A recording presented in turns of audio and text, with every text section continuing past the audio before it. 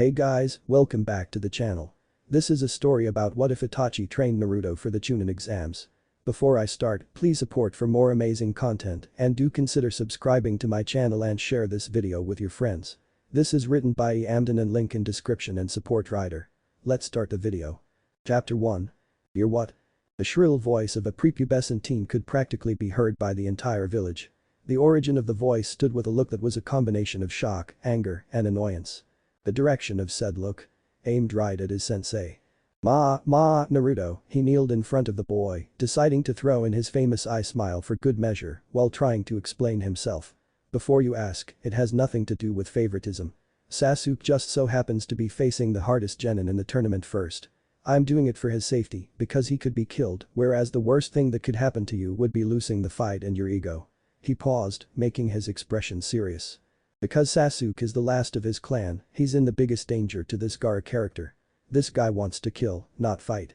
Sasuke's fighting for his life here and I'll be damned to lose a teammate. Naruto, being as stubborn as ever and refusing to cede his sensei's reason, barked a laugh and put his hands behind his head in frustration. How am I going to train then, sensei? I'm fighting Neji. Neji. The freaking Hyuga prodigy. There's no way I'm going to lose to the likes of him. Kakashi stepped back, anticipating the blonde's outlandish reaction to his solution. I've assigned Ibisu-sensei as your instructor for the month duration. He's one of the best jounin out there. He has to be to guard Konohamaru, after all. Eh? Naruto wailed, eyes bugged and arms flailing dramatically around him. Ibisu? The one that watches Konohamaru? That guy hates me. A growl escaped his throat. How could Kakashi do this to him? Behind his head, his hands gripped into tight fists. He doesn't hate you, Naruto. Yeah, whatever. I'll train by myself. Before Kakashi could refute himself, his student stormed off with a plethora of curses escaping under his breath. Sighing, Kakashi did the only thing he could do. Pull out his new copy of Icha Icha and walk to the nearest bar. He needed a drink. Man, what the heck am I gonna do? Naruto mumbled absent-mindedly. During his aimless walk, he found himself in the clan district where the more predominant clans resided. To his left was the Hyuga compound, to which he gave an angry spat and continued to walk, hands groping the depths of his orange jumpsuit's pockets. It wasn't that he hated the Hyuga clan because of Neji, no, that just wasn't who he was. If he were to start hating an entire group just because of a single person, he would hate the entire village for the abuse he received earlier in his childhood. But because of his mood, the Hyuga were the last people he wanted to see. Continuing on his stroll, he breezed past the Akimichi clan, which, though small, seemed to be bright with life. Stopping at the entrance of the compound, Naruto peered in, nosy much.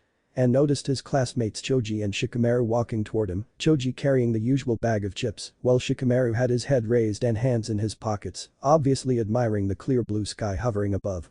Hey, is that Naruto? Choji asked between the munching of chips. Shikamaru, lazily snapping himself out of his daze, looked up at the blonde at the entrance of the compound. Yeah, it is. Troublesome blonde. I wonder what he's up to, he pondered aloud, not at all changing his hunchback posture that famously labeled him as the lazy Nara. When they got close enough, Shikamaru nodded toward the blonde who, by the looks of things, appeared to be pretty bummed out. Oi, Naruto. Naruto saw them coming since he peeked in and had already waved at the duo before they approached him. Hey, guys. He said, masking his depression momentarily with a goofy smile. What are you guys up to? Choji swallowed the pile of chewed chips in his mouth before answering.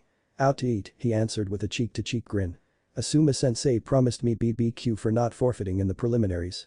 Team 10 is meeting there, but I don't think Ino or Asuma would mind if you tagged along if you're hungry. Right, Shikamaru? Shikamaru shrugged with indifference. Truth be told, he didn't mind Naruto. There had been plenty of times where the two had bonded over watching clouds and pranking their teachers when they were at the academy. Nah, no one would care. Ino might, but she's troublesome with or without you. He paused and thought before cracking the slightest of smirks. It might even provide some entertainment for us. Ino could use some competition for being the most loud, he teased lightly.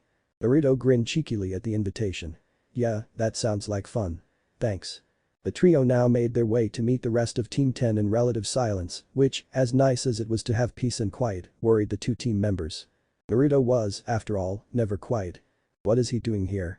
And why are you all so late all the time? Sheesh, I swear. The four guys, at that point, simultaneously chose to ignore the woman and her lecturing. She continued to drone on, but the four Naruto, Shikamaru, Choji, and Asuma decided to bring up the elephant in the room. So, Naruto, why were you wandering the clan district? No offense or anything, Shikamaru asked, leaning back in his chair. Truth was, he was wondering why since they saw him, but he knew better not to be so direct with his questions. He had enough social sense as when to be polite and when to be frank. Naruto frowned. Oh. I was just kind of walking. Clearing the head, you know. He offered a fake smile, one that even a lecturing Ino took notice of. Okay, Naruto baka, spill. What makes the most unpredictable ninja clear his head? You of all people should be ecstatic. You actually won your fight yesterday. Me and Choji were lucky to be cleared out of the hospital this morning.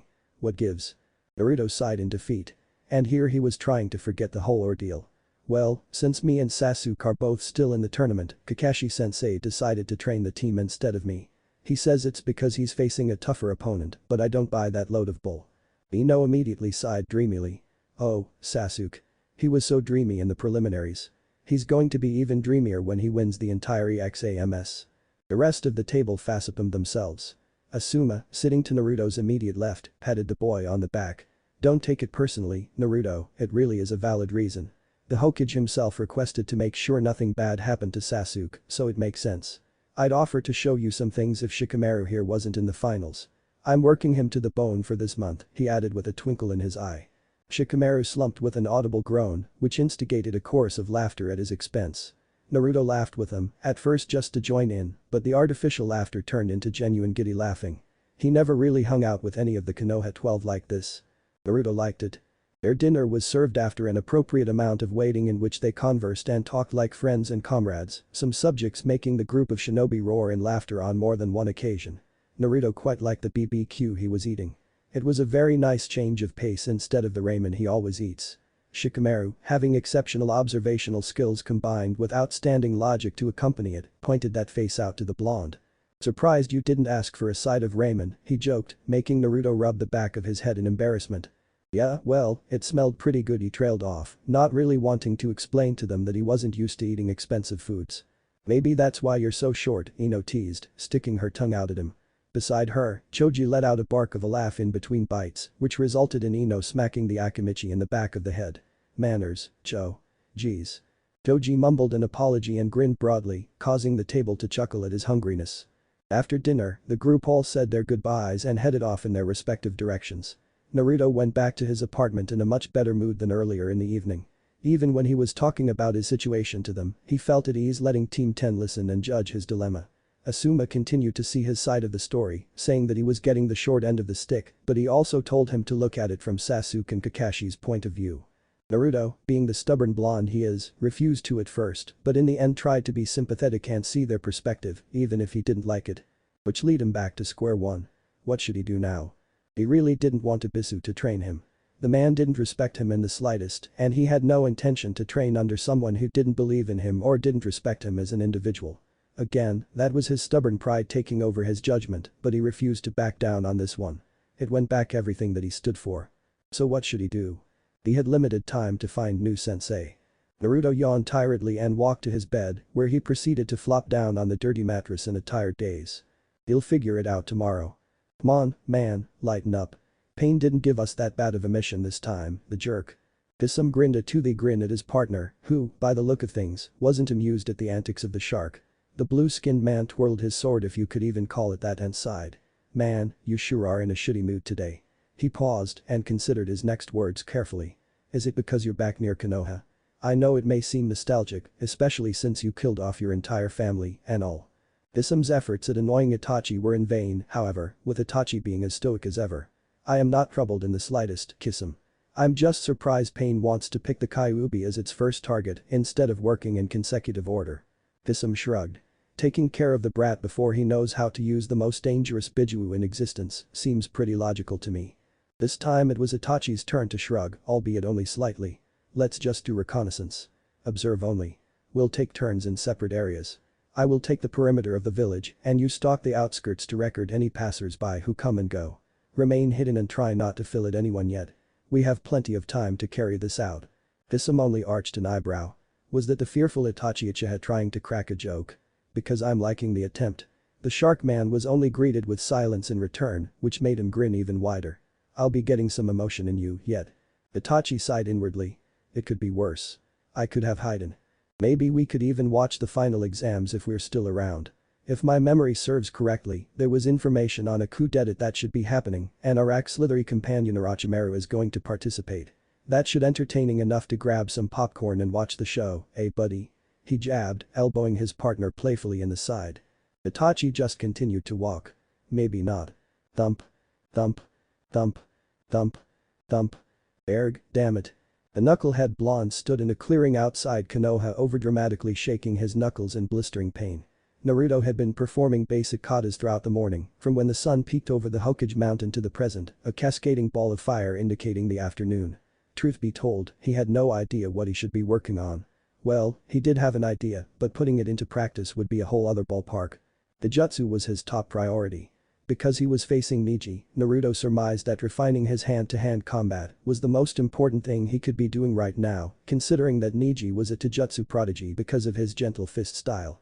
Other than working on his taijutsu, Naruto was going to work on his endurance, thanks to the ever-helpful Shadow Clone Jutsu, and perhaps search some different jutsu to help him from the shinobi library. Sighing, the blonde decided to call it a day. After continuous strenuous training throughout the duration of the day with only food and water acting as a break, the blonde was beyond exhausted. His fists, shins, and elbows were throbbing something fierce.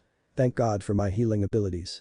Damn furball has its uses, I guess he thought while laboring through the field to his apartment. Because all the training grounds were already taken for other competitors to train, Naruto went outside the village walls to a clearing he found when he was younger. It was a quiet place about a 20-minute walk from the walls of Konoha, surrounded by a circle of trees and a trickling stream that provided a serene and calming aura that Naruto particularly enjoyed. Because of this, Naruto didn't complain about the lack of training areas. He was perfectly content with the one he found years ago. Naruto stood still suddenly, his hands folded behind his head as a sudden wind gently licked his sweaty and exposed skin. He closed his eyes. It felt nice, to say the least. That was before he opened his eyes and saw emotionless, red eyes staring back at him. And at that instant, everything became quiet, time seemed to slow. Naruto felt his world warp and twist around him. The environment around him swayed and condensed on itself in a trip-like state, while changing the colors from the normal environment to a red hue that seemed demonic. Crows flew overhead, the flapping of feathered wings and their caws indicating as such. But Naruto couldn't take his eyes off of the pair directly in front of him. For the first time in his short, pathetic life, Naruto was absolutely terrified. "Hello, Naruto," finally came the voice, overshadowing the sounds of fluttering still coming from the crows above. In front of him stood Itachi, wearing a black cloak with red clouds adorning the bottom. It covered most of his face, and from what Naruto could tell, he resembled a lot of his teammate, Sasuke. However, Naruto said nothing, fear paralyzing his entire core. His brain seemed to have shut off, and because of that his body felt numb, yet it was quivering. The figure in front of him finally moved, slowly stalking the boy in circles around him. Like a predator stalking its prey. "My name is Itachi Uchiha," he said after a full circle around the boy. "You're in my Tsukuyomi right now. Reality isn't what you think it is." Itachi knelt down so he was face to face with the blonde. His face was still emotionless, which scared Naruto even further. "This is my reality. You will endure what will seem like 72 hours of it, but is actually only a few moments in real time." Naruto gulped audibly. His heart was fluttering in his chest, beating at a million beats per minute. "Hey, aren't you Sasuke's brother?" he gasped out, finally finding his voice.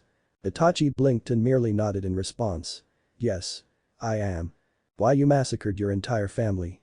Naruto croaked, clenching his shirt to still his quivering hand. If he was going to be tortured, he was going to be tortured with his dignity and somewhat tact. How could you do that to them?" "To Sasuke." Again, Itachi only blinked. Moments passed and not a word was spoken between the two of them, only the sounds of crows continuing to flutter overhead reached Naruto's ears. That, and the sound of his heart beating out of his chest.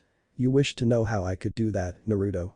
Said blonde only blinked before letting out a breath he didn't know he was holding. He nodded wordlessly. Itachi walked forward abruptly, grabbing the boy's chin with his black fingernail-painted hand, holding his face so that his red, mesmerizing eyes were directly in front of the blonde's own blue orbs. "Then I shall show you." From within his current reality, the world began to swirl and distort once again. It made Naruto want to hurl.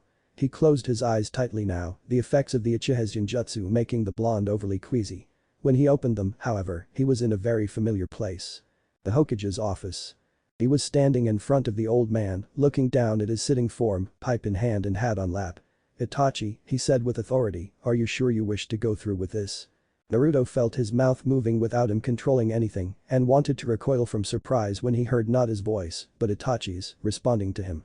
Yes sir. I believe there is no other option than what Lord Danzo suggested. I have tried to talk peace to my father, but he and the other authority figures are not having any of it. I'm afraid their hatred and yearn for power are clouding their reasoning. Their coup will be happening tomorrow at dawn. I've tried everything. Naruto felt himself know, Itachi frown. He felt the sadness within his heart. Itachi's sadness overwhelm him and almost felt a tear escape his pores. I must kill them. My love for my village's safety is much more than my love for my clan's greed. The Hokage frowned. He was obviously very conflicted with this decision. He never wanted to have it come to this. Murdering an entire clan because they refused to listen to his reasoning of peace. To be honest, Naruto couldn't even fathom making such a decision. Is this the type of responsibility leaders have to decide? Having to kill an entire clan because of their insubordination and recklessness that endangered the entire village, or allowing such a force to take control and make Konoha a dictatorship nobody wanted. He could tell the old man was really regretting his position and power right about now. Having to make such a decision was taxing, and he could tell the moral dilemma mulling around through his brain. However, it was as Itachi stated. Their love for their clan and power blinded them. They didn't care about the village, they only had power in their sights. Sarutobi looked up, his expression still saddened and torn at this crossroads, but also fierce and filled with resolve. He was the protector of this village. What needed to be done will be done, regardless of the consequences. The Hokage will always and forever put the lives of the many first over the lives of the few. Even if some of them were innocent to begin with. So with this dilemma rolling around his brain, he sighed, defeated, and nodded. Do you wish to proceed with this mission, Itachi? You know the consequences of such actions. I can assign a different Anbu operative to go through with this if you cannot. I understand if it's difficulty and wouldn't be asking you this unless there was no other choice. Naruto Itachi nodded once. I understand and I will be the one to do it. I understand I will be declared a S-rank Nukenin. I will be known as the person who killed his entire family and will be labeled as a traitor and a monster. But for the sake of peace, I will do this with a guilty-free conscience. The Hokage nodded in return. Very well, Itachi. You will be seen as a monster, but in reality, you are a savior of this village. There's no way I can repay you for what you're about to do. Naruto Itachi nodded once. Thank you Lord Hokage. It has been a pleasure. I will have the mission carried out tonight after curfew. He paused. I promise to keep in touch. Konoha's safety will always be my top priority. And with that, Naruto Itachi flickered out of the office. Once again, Naruto's reality distorted into a new scenario where Itachi Naruto was standing on top of a light pole, branding a blood-covered sword and looking down at a young Uchiha who kneeled on the pavement outside their home, openly sobbing. There were two things that caught Naruto off guard at this picture. The first. Realizing this was the moment that Sasuke realized that his whole clan was slaughtered, not by just anyone, but by his brother. He saw the young Sasuke's face distort pitifully as he sobbed and sobbed, staring up at him as he stood on the light pole looking down. This was a personal moment Naruto didn't think he should be witnessing. The second. Feeling what Itachi was experiencing at this very moment. Inside, his heart was in turmoil. His mission was going successfully. He even managed to kill his parents without backing down, and he knew that was one of the parts he would have trouble doing. But, like everyone else he murdered this night, he looked them in the eyes before he ended their life.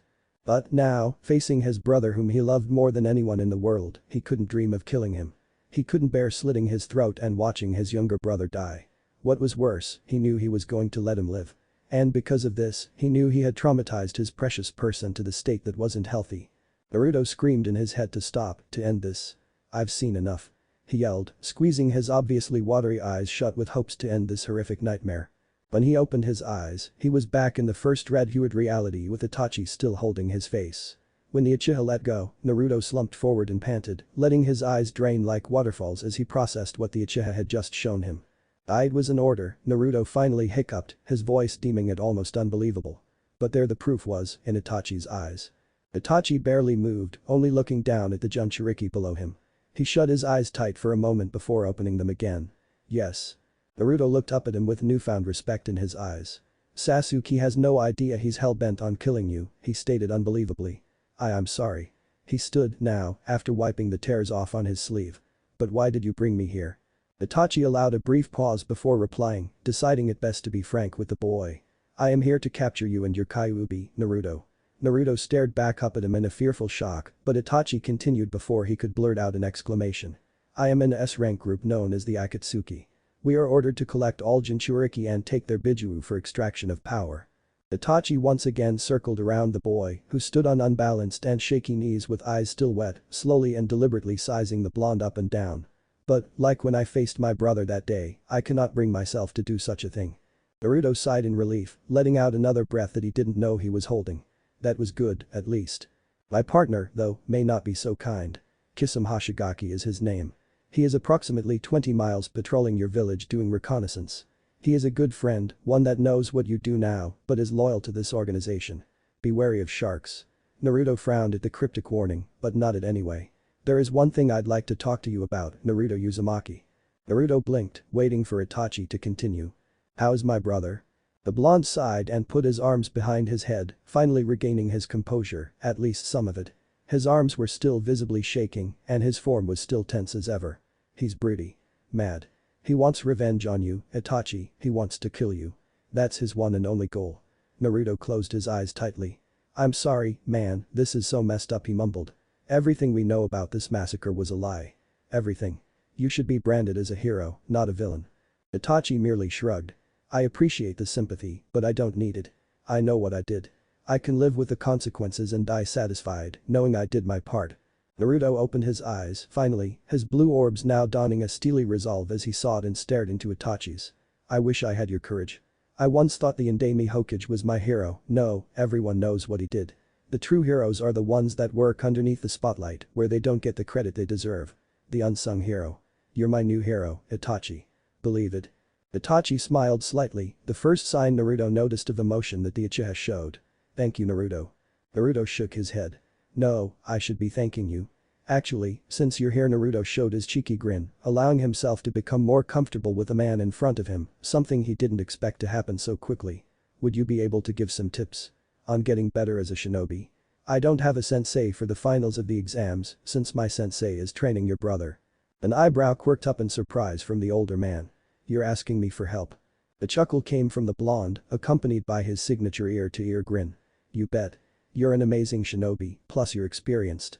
And, since we have loads of time to spare in this Jinjutsu time thing, he waved his hands in a dismissing manner. Whatever this is. You can show me katas or anything really. With pleading eyes, Naruto looked up at the stoic man in anticipation. Please. The Uchiha contemplated for a moment. This child was being targeted by his organization. With the ease he was trapped in his Jinjutsu, as well as his physical stature, described Naruto as an average-level genin whom, in his honest opinion, was lucky enough to make it to the finals based on his skill set. With the inevitable invasion coming along according to Kisame's sources, the boy would need to strengthen his skills to adapt and survive his troublesome ordeals. After a few moments, Itachi shrugged. What would you like to know? Naruto beamed up at the man quickly, grinning his signature fox-like grin, before exclaiming his joy at the prospect of having the infamous Itachi Uchiha as his sensei. Awesome. He ran his hand through his golden locks while he thought momentarily, I have no idea. Itachi sighed and nodded his head toward the blonde. Assume your stance, I'll gauge your strength through a small spar. Do you need a weapon to use? Because this is my reality, I can spawn whatever I please. Naruto remained thoughtful for a moment. I always thought the swordsmen of the mist were really cool and strong, how they use their sword and techniques to battle in tandem together. Naruto shook his head and smiled brightly. I don't know how to use a sword, though, so no thanks. I'll just spar like I usually do. Taking a mental note of the wantings of the blonde, Itachi nodded and assumed a lax stance. Alright, come at me with everything you have, so I can accurately assess your skills. Alright. Let's go. Naruto gasped, his blue eyes darting around his darkened surroundings before he stumbled forward, allowing himself to catch his bearings. Jesus, it's like waking up from a nightmare, Naruto mumbled, realizing that Itachi was still standing in front of him. It looked like Itachi was true to his word. 72 hours in his Jinjutsu was equivalent to a few seconds in the real world. Everything was as he left it. It was darkening outside, and the breeze was continuing to caress his still sweaty skin. The Uchiha nodded toward the blonde. I ended the Jinjutsu immediately after our fight. I cannot help you with your mental state being weary and your physical state being equally as tired. Had we spent the whole time in my Jinjutsu, you would surely be in the hospital and dead if it weren't for the Kyuubi. Naruto frowned but nodded in understanding. A trip to the hospital would hinder his time to strengthen up. Your skills are adequate at best.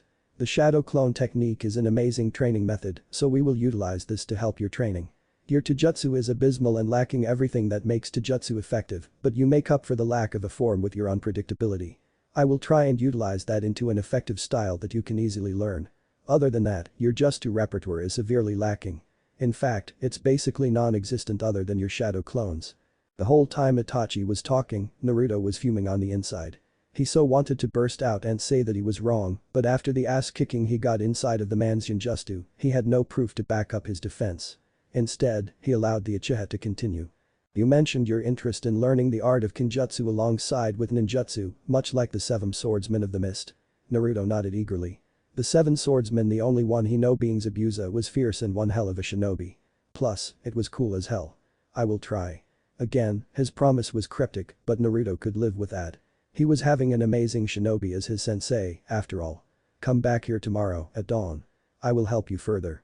Before Naruto could thank the man, or even exclaim and affirm, Itachi spontaneously exploded in a flock of crows, leaving Naruto alone in the woods. Fuck yeah. Naruto exclaimed loudly, extremely happy with how everything was playing out. With an excited click of his heels, Naruto bounded back to his apartment in an ecstatic rush. The day had been interesting. Tomorrow was going to be even weirder. Naruto stood at the training spot he was at yesterday after his usual morning routine. Shit, shower, shave, hey, he was practicing, and eat. He wasn't sure exactly what time he had to meet his newfound sensei, as the generic dawn could mean at any time during the sunrise. Impatient as ever, Naruto paced in circles, awaiting the vigorous training he was expecting today.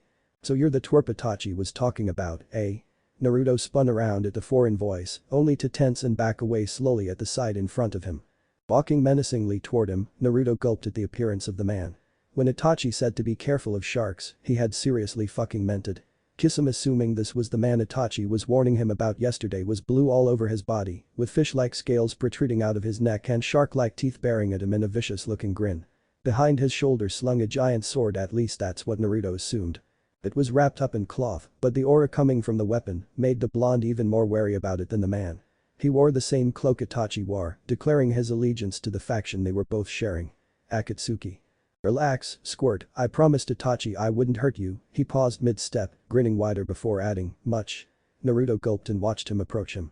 So you're the Jinchuriki of the Kyuubi, huh? Not much of a threat, if you ask me. I've seen other Jinchuriki half your age already destroying villages and kicking ass and taking names, but not you. Kisame shrugged. Whatever. No skin off my nose. Naruto pointed his finger and growled. What the hell are you doing here? Itachi said he'd help me train. And I'm supposed to be avoiding you? There's really no running from him at this point. He was going down loud and proud, consequences be damned. The shark man laughed loudly. He talked me into it. I hate the fucking Akatsuki, anyway, he spat at the ground. Only reason why I'm blindly following orders is cause it gets me into crazy awesome fights that I wouldn't otherwise get in. He glared at the blonde. Only reason I'm helping Itachi out and not capturing you here and now is because I know his past and he knows mine. We were planning on doing some shit soon to get us away from this organization, but it's been hard since there's been newer members and more assignments. He paused, tapping the sword lightly on his own shoulder. That, and training a squirt like you sounds like a blast. It's not every day a kid lets me torture him on his own free will.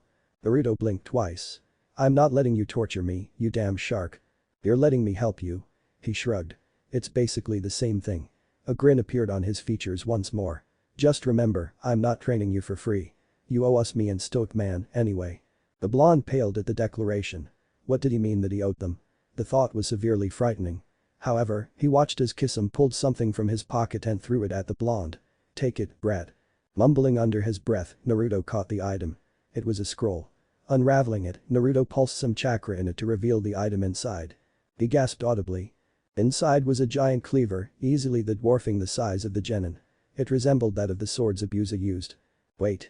Hole near the tip, a headspace curve near the base. This was the same sword. How the hell do you have Zabuza's sword? Naruto yelled, enraged. Kisame shrugged. Found it at his gravesite. Didn't even know the fucker was dead. Was a pity, too, he was gonna help the rebellion out. Mist has gone to shit recently, don't you know? Naruto growled angrily. Yeah, he died protecting us back in Wave Country, fighting some quadrillionaire named Gato. We left it there on purpose. Kisame laughed audibly. You don't do that to a swordsman's sword, idiot. These things are meant to be passed down. What's the point of having the 7 swordsmen if there are only 6 swords to use? Naruto only frowned but said nothing. Who was he to argue their customs? He was getting a sword out of the deal. Oi, wait a minute, how the hell am I supposed to wield this thing? It's bigger than I am. He gestured to the hunk of metal laying on the scroll in front of him. Thisam sighed, smacking his face angrily. Pick it up first, Dumbus. This sword is sentient. It has special properties that makes it a legendary sword. They're legendary for a reason, idiot. If it's meant for you, it'll be light. If not, it'll be heavy. It was heavy for Zabuza, but he can lift a fucking horse without breaking a sweat, so he used it anyway. Pick the damn thing up already. Naruto scowled, obviously annoyed at the way the swordsman was treating him, but it could be worse, he surmised. Grabbing the handle of the sword, he pulled with all of his strength. And fell backward on his ass with the amount of momentum in his lift. In his hand was the sword, no heavier than a regular katana, if that. It was odd, though. He felt his chakra being absorbed. No, absorbed was the wrong word for it.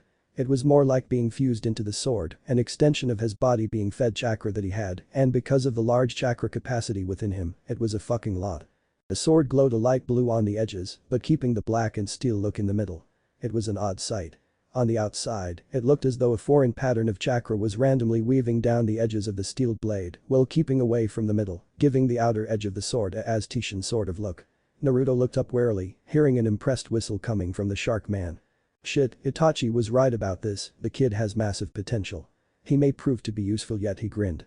Damn kid, this thing was practically made for you and your chakra. Now I get to put you through hell, and believe me, if you aren't ready to use this by the end of the month, I'm not letting you keep it, even if the sword chose you. The blonde grinned sheepishly at the praise, or what he thought was praise. Sharkman, what am I supposed to say when people notice me using a legendary sword? He emphasized his question by swinging the thing horizontally in front of him, something he found to be easier than he thought. The tick formed on Kisam's forehead at the brat's nickname for him. I have a name, shithead. And hell if I know, figure it out yourself. I'm just teaching you how to use it. Shrugging, Naruto nodded. He'd figure it out when the time comes. Kisam grinned, taking out his own sword and brandishing it in front of him. Alright, brat, time to get serious. Chapter 2. Absolute black. That's all it was. A vast nothingness that echoed throughout the room in a never-ending trickle of the white noise that is silence. The figure suddenly flickered into life within the darkness. It was a hazy and transparent silhouette that glowed within itself, yet not shining any object around it. It donned a black cloak, illustrated with a red cloud on the back. Shining from the darkness were piercing red eyes, half shut in a sort of glare. If anyone were to be watching, one could resemble the figure to that of a ghost. As quickly as the first figure came, another followed suite, wearing the same cloak as the first illusion man. However, unlike the first figure whose presence was calm and collected, this one's was powerful and deadly. His eyes, scrunched in a scowl, were purple in color, with rings cascading inward toward the center.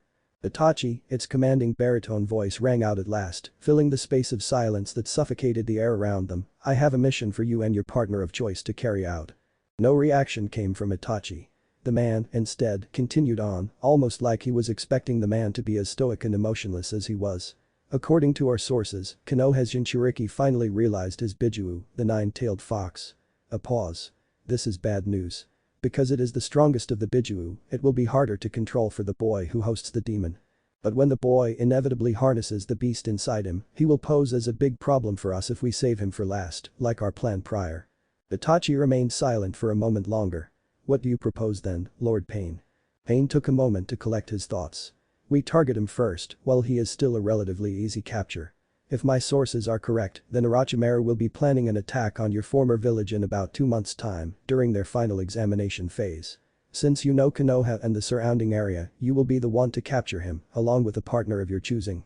The purple-eyed man stared the Sharingan user square in the eyes, showing no indication of fear, almost like he was challenging him. That is, unless you feel that your past relationship with Konoha will influence the mission's success. Itachi remained emotionless throughout his leader's challenge, appearing almost bored at his jab. No, Lord Pain. There will be no complications. I will carry out this mission with my usual partner. Good. As quickly as he came, the meeting was adjourned and Pain fainted out of sight. Itachi, standing by himself, allowed a brief moment to let out an escaping murmur before allowing himself to vanish as well. I guess it's time, then. Naruto awoke, limbs sore and muscles on fire. Never in his life had he trained so intensely before, and he mentally cursed at Kakashi-sensei for not properly training his team like Itachi and Kisame were now. Speaking of the two teachers, Naruto's brow furrowed. He knew how bad of people their reputation says them to be. Itachi Uchiha was one of the most infamous people in Konoha, probably even more so than Orochimaru, solely based on the fact that he single-handedly massacred the entire Uchiha clan. The blonde could understand where all the hate came from. Just until a few days ago, he had thought the same thing. He could only imagine what everyone would think of him if someone ever found out who was teaching him. Kisame was another story entirely. Though Naruto trusted Itachi, Kisame was a different story. From what Naruto knew about the Shark Man, he was a power-hungry man who actively embraced harsh battles and welcomed any newcomer to engage and entertain him in battle. Itachi had told Naruto that he trusted Kisame with his life, something that Naruto took in high regard. If Itachi could trust Sharky, as Naruto ever so dearly nicknamed him, then Naruto could as well, though he was still hesitant about it. Their training, especially when they pushed him at the same time because of his ever so convenient shadow clone jutsu, was nothing like Naruto ever experienced before. Even after a week of it, Naruto was having a tough time. Mentally, Naruto was fried. Having his shadow clones training with Kisame and the real Naruto being in Itachi's ninjutsu, they utilized all of the time they had to touch up Naruto's skills. After Kisame showed Naruto the basic katas for sword wielding, Itachi made a clone of Kisame get caught in his Tsukiyomi as well, to ensure Naruto's 72 hours in the Jinjutsu was used to its fullest, especially since Naruto has been using the 72-hour Jinjutsu several times each day he trained. Naruto insisted to use his technique more than a few times a day, but Itachi warned that too much strain on Naruto's mind, which was underdeveloped to begin with, according to Kisame, much to the blonde's chagrin, would end up killing him or overloading his brain. The fighting within the Jinjutsu was intense, however. Whenever Naruto got a kata wrong, or created a misstep in his footwork, or anything negative at all actually, Itachi or Kisame, usually the latter, would make it a point to stab the blonde somewhere extremely painful. Because it's a Jinjutsu, this did absolutely nothing to Naruto's body, other than give him a lot of fucking pain, which coerced the blonde to do it right the next time. As brutal and fucked up as the training method was, it definitely showed results, considering Naruto did everything in his power not to be stabbed. The original Kisame, with the 50 shadow clones Naruto leaves behind, individually coached them in different areas while the Jinjutsu was going on. For half of them, Kisame had Naruto start learning the hidden mist technique, something that someone with the Kubikirabacho, the name of Zabuza's sword, Naruto learned quickly, should know like the back of his hand, considering the technique and sword are a perfect match when used in tandem with each other. The other half, for now, were spent working on getting their chakra control up to snuff. Sure, Naruto can tree walk and water walk, but Naruto was way behind when it came to his level of chakra control, at least that's what Kisame determined. Naruto continued to protest this idea, but he was told it needed to be trained before he could learn any more techniques, considering the only jutsus the shark knew were higher level. Today, though, they gave him the day off to recuperate and recover. Mentally, Naruto was exhausted. Him being put in a Jinjutsu put him in a never-ending headache, especially at first when Itachi repeatedly stabbed him for sloppy performances of his cleaver. Even though Naruto made sure to dispel his clones at different times to ensure a lessened headache, it still managed to evolve his headache into a migraine. After his morning routine, even though it was around noontime, now, Naruto best decided to head over to the shinobi store for much needed equipment, namely different clothes, at the behest of Kisame, who almost refused to train him if he continued to wear his orange monstrosity and cloth to cover the fact that his giant cleaver of a sword was a legendary one. Naruto came up with the idea once he started sparring with Kisame and his own wrapped sword. Mumbling incoherently about his love for orange and his infamous jumpsuit of his, Naruto finally wandered into the shinobi store after some hesitation. Inside was huge. Racks upon racks of shinobi clothing lines the rails, where various customers were milling about, checking out the wares. On the walls were weapons of every kind, ranging from katanas to tantos, all in various sizes and prices. Near the counter, however, were the necessities, including shuriken and kunai of various metals, some more expensive than the other. Behind the desk, though, Naruto recognized the girl flipping through a magazine looking very bored. Upon his entering, the girl glanced up momentarily before returning back to her magazine. As if doing a double take, she looked back up immediately and smiled at him. "Hello Naruto." Said boy smiled up at her. He was way too exhausted to be his trademark goofy self, but walked up to the counter to mingle with her anyway. "Hey, Tenten, right?" he inquired, almost forgetting the girl's name. He never really talked to her before, other than the few words shared at the behest of scoffs of Niji and the exclamations of Lee. "Yeah?" she grinned sheepishly. "What brings you here?" He frowned, allowing his gaze to stray to the floor, as if embarrassed, looking for better clothes. A surprised blink was his response, before he heard her laugh. At first he thought it was a mocking laugh, and he was going to get angry, but when he looked up to yell at her defensively, her look showed more bemusement than anything. "Finally getting rid of that jumpsuit, eh? Well then, what are you looking for?" "There's nothing wrong with the jumpsuit." Naruto huffed, arms crossed. He hadn't thought this far as to what he exactly wanted, though. I'm not sure what I want, honestly, I'm no good at this fashion stuff, he admitted shyly, rubbing the back of his head with a grin. Tenten only smiled in return. Well, lucky for you, I'm pretty good at dressing people up. Any colors you're looking for? Turning white, Naruto thought back to what Kisame said when he was threatening him. Get proper shinobi clothes, brat. No bright colors, no flashy cloaks, just the basics. I swear to Kami if you get something with orange in it, I'm filleting you in Itachi's genjutsu for 72 hours. Anything? Nodding, Tenten pranced from behind the counter and in the direction of the plethora of clothes hanging on racks at the back of the store like a professional.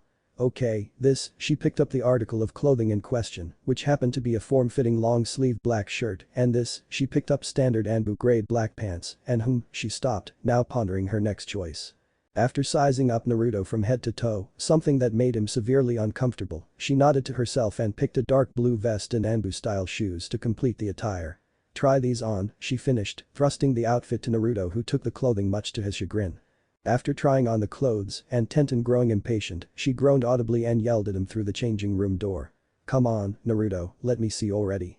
Alright, geez, he shot back quickly before stepping out. Her reaction made him blush. She gasped, mouth agape and eyes darting to every feature of his attire before smiling and clapping her hands in excitement. Looking good, Naruto. Man, do I do a good job or what? He mumbled something in response before walking over to a mirror and examining himself. Sure, he didn't look half bad, but it was no orange jumpsuit. Yeah, I'll take 10 pair of these then, if I look decent. She snorted at his lackadaisical response. Decent doesn't describe it. You actually look like a proper shinobi now. Back behind the counter, she rang up 10 pair of the same clothes he wore now. That'll be. Do you have sword cloth as well? He inquired, cutting her off. Sword cloth? She blinked. Since when do you use a sword? Trying to edge something into the fight against Neji, eh? Not giving him time to explain himself, she grinned. Not a bad plan, if you're in any way decent with it. Only 1 month to train is cutting it close. Yeah, we have sword cloth, but there are different kinds. The generic kind doesn't last long, but if you get the good brand, it'll last forever. That cloth can take some of your chakra into it, so it's nearly indestructible and won't fray, at all, and stays pretty sharp through the cloth, but it's pretty expensive. I'll take 2 rolls of the best kind, he grinned. Frowning at him, she rang that up as well and produced said cloth from underneath the counter. Why do you need 2? Don't tell me you're trying to use 2 swords, because trust me Naruto, that's a dumb decision. Naruto shook his head and ran a hand through his hair. Man, did he hate shopping, especially when Tenten was heckling him so much. It's not for 2 swords, geez. He saw her about to open her mouth, but he chimed in before she could say a word. It's a big sword. Again, not really buying his explanation, nodded anyway and rang up the total once more. Anything else, then? After seeing the boy shake his head, she told him the total and he produced the correct amount from his frog wallet, which went from bulging to deflated in a matter of a few seconds. All my money, he cried aloud to himself, shaking the frog upside down in an overdramatic fashion. With a sweat drop, Tenten bagged his stuff and handed it over to him, which totaled up to 4 big bags worth of clothes and sword tape. Since you're practicing with a sword, Naruto, how about we give a little spar? I am a weapons mistress, after all, and maybe I can give you a few pointers if you need help. After looking at her expectant face, Naruto, despite his exhausted state, combined with not being able to resist a challenge, grinned from ear to ear and nodded eagerly. Hell yeah. When do you get off work? After checking her non-existent watch, she unhooked her apron and ditched it on the counter. About now. My dad's in the back, so I'll just let him know that I'm leaving. While she was in the back, Naruto produced a clone to take his bags to his apartment and ordered him to put the cloth on his Kubikirabacho and take it to training ground 7. He really didn't want Tenten to question his sword or the oddities that came with it. Receiving a nod from himself, he saw his clone bolt out the door, bags in hand, and turned back to Tenten who was now walking toward the door. Let's go, Slowpoke. Eh? Who are you calling Slowpoke? Naruto palmed his face, hard. Yeah, great comeback, dude. Once Naruto's clone came back with his Kubikirabacho wrapped up, the two stood across training ground 7, his cleaver in hand and her own katana in her own. At first, she was awestruck at the size of his weapon of choice. Truth be told, she wasn't expecting the weapon he chose to be bigger than him and was even more surprised at how easy he held it, almost like it was weightless. At more than one instant she tried to sneak a peek at his muscles to see how strong he was to hold such a monster up constantly, but gave up once she couldn't get a chance. After the initial shock, she was very incredulous at his huge sword, teasing him with the classic "you," compensating for something there, Naruto, to which he fumed and fumbled a weak rebuttal. Damn women. Shikamaru was right. Women are troublesome. She stood, now, wearing her fingerless gloves and sword nestled expertly in her hands, and her stance was poised to strike at any given moment. You ready, Naruto? You bet. He grinned, assuming his own stance. Rules are the usual. This is just a friendly spar, so nothing that can seriously hurt the other, blah blah blah. Ready, go. Simultaneously, the duo jumped forward at each other. Immediately, Tenten was amazed at the speed Naruto could move that sword around. With each strike they parried, trading blocks and jabs as the other opponent tried to land a body shot on the other. Tenten's movements were lithe and agile, as suspected from a weapons mistress who was a prodigy at her art, while Naruto's were a little more amateur, yet was quick and precise, that packed quite a bit of power. Tenten ducked under the swing of the big sword before sweeping her legs out and jabbing at the boy at the same time, making him roll to the side in order to dodge both simultaneous attacks. Readying himself once more, Naruto grinned. Wow, Tenten, that was a good move. I almost didn't dodge that sweep kick. You'd have me pinned for sure. She beamed at his praise, but took to her own stance as well. And you're a lot quicker than I thought you would be. My arms are getting tired for parrying that huge thing over and over again. You definitely have a lot of endurance. That's good for a swordsman. Without warning she dashed forward again, this time avoiding having to parry by moving her body in more fluid motions, twisting her limbs this way and that to avoid being hit by a swinging Naruto. Flustered, Naruto growled at her through his teeth before jumping back to avoid a slash that would have cut his already whiskered face.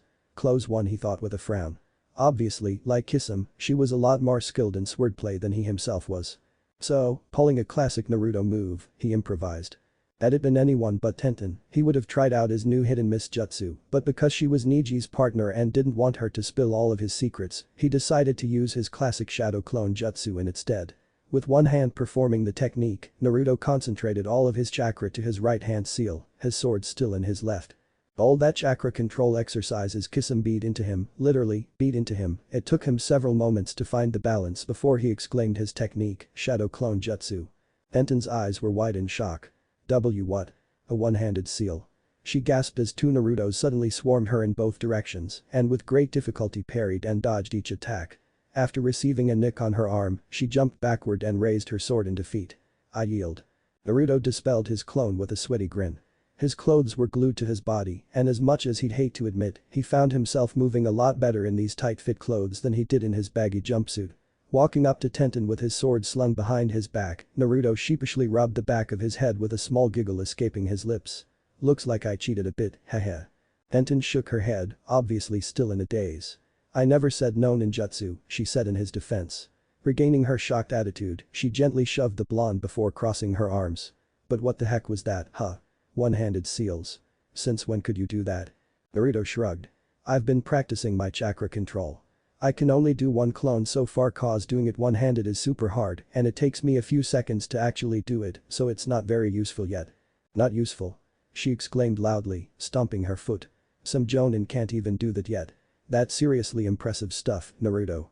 Blowing at her praise, he thanked her profusely before shaking her hand in good sportsmanship. So, can you not tell your teammate Niji about what I'm training? Kinda want it to be a secret until we, fight in the finals. With a knowing smile, Tenten made a cross-like motion across her chest. Cross my heart, you got it. I'm honestly excited to see this fight. And here I was ready for the Uchiha fight instead of yours. Naruto pouted at this information. Gee, thanks. Earning a slap on the back from the weapons mistress, she grinned and walked away from him. Anytime. Naruto ended up walking back to his apartment, mumbling something under his breath about women being annoying. Alright, your clones mastered the kunai tip chakra exercise, so we're gonna start on the one-handed hit-and-miss jutsu. Kisame shed his cloak, choosing to stay in the safety that is shade. Being part shark, it made sense that he wanted to stay a little cool, considering the lack of lakes or ponds in Konoha. Your clones are making this training thing a whole lot easier, brat, I'll give you that. How is he doing in his sword technique, Itachi? Is he improving? Cause if he's not I swear I'll gut the motherfucker. Because of Itachi and his Sharingan, he could focus more on Naruto's movements and judge them accordingly. Needless to say, Naruto hated this fact, considering he's still receiving the pain of a stab when he messed up in any way. Hearing his threat made Naruto sweat a bit. He saw Itachi shrug, which quelled the butterflies that were swarming in his stomach. He's doing much better. I'd say he'd rival an early Suigetsu when he was high chunin level in swordplay. The clones are definitely making his training a lot easier, combined with my Tsukiyomi, it is a very potent combination indeed. In these past 3 weeks he's gone from knowing almost nothing to extremely potent in swordplay and ninjutsu, especially when used together. Apparently satisfied with this, Kisum nodded. Good. At least I'm not wasting time training this runt for no reason. Upon hearing this, Naruto perked up. What do you mean, you're training me for a reason? Kisum glanced at Itachi for a brief moment, something that Naruto made note of, and shrugged. I ain't doing this for free, shithead. You'd be a moron if you'd think being trained under an ex-swordsman of the mist would cost nothing. Naruto frowned in response. Why are you training me, then? Because, you'll be helpful soon. It was Itachi to speak up this time, intervening the everyday occurrence that is bickering between the blonde and the shark. Helpful with what? After no one answered him, he decided to ask again, only to put a little more oomph in it this time. What gives, huh? What am I going to be helpful with? It's only logical that you, as a Jinchuriki of the Kyuubi, will develop skills that will make you a shinobi of insane skill once you have matured your knowledge and chakra network, he explained without skipping a beat. I'll tell him, Itachi, Kisum interrupted. This made Naruto raise his eyebrow slightly. Kid, I've done a lot of shit in my life. Killed a lot of people, helped a lot of bad people, no, selfish things, he explained. We both have, he motioned toward Itachi for emphasis. Naruto listened intently in return, never hearing the shark man talk this much about himself before. I've killed comrades to protect information from my village. I've killed my sensei for betraying me and my village for his own fucking selfish gain. An unenthusiastic chuckle escaped his lips, which curled into a feral smile that showed off his shark-like teeth and made Naruto flinch slightly at the sight. I was lost for the longest part of my shinobi career after that. I didn't know what was the truth, which was a lie. I believed that our leader wanting to create a super jinjutsu was a brilliant way of creating peace. Itachi helped me come somewhat sane again since we've been partnered up. Seeing the long expression in the kid's face, Kisum sighed and surmised his ramblings for his short attention span. The gist of it is, brat, I've done a lot of things I'm not proud of.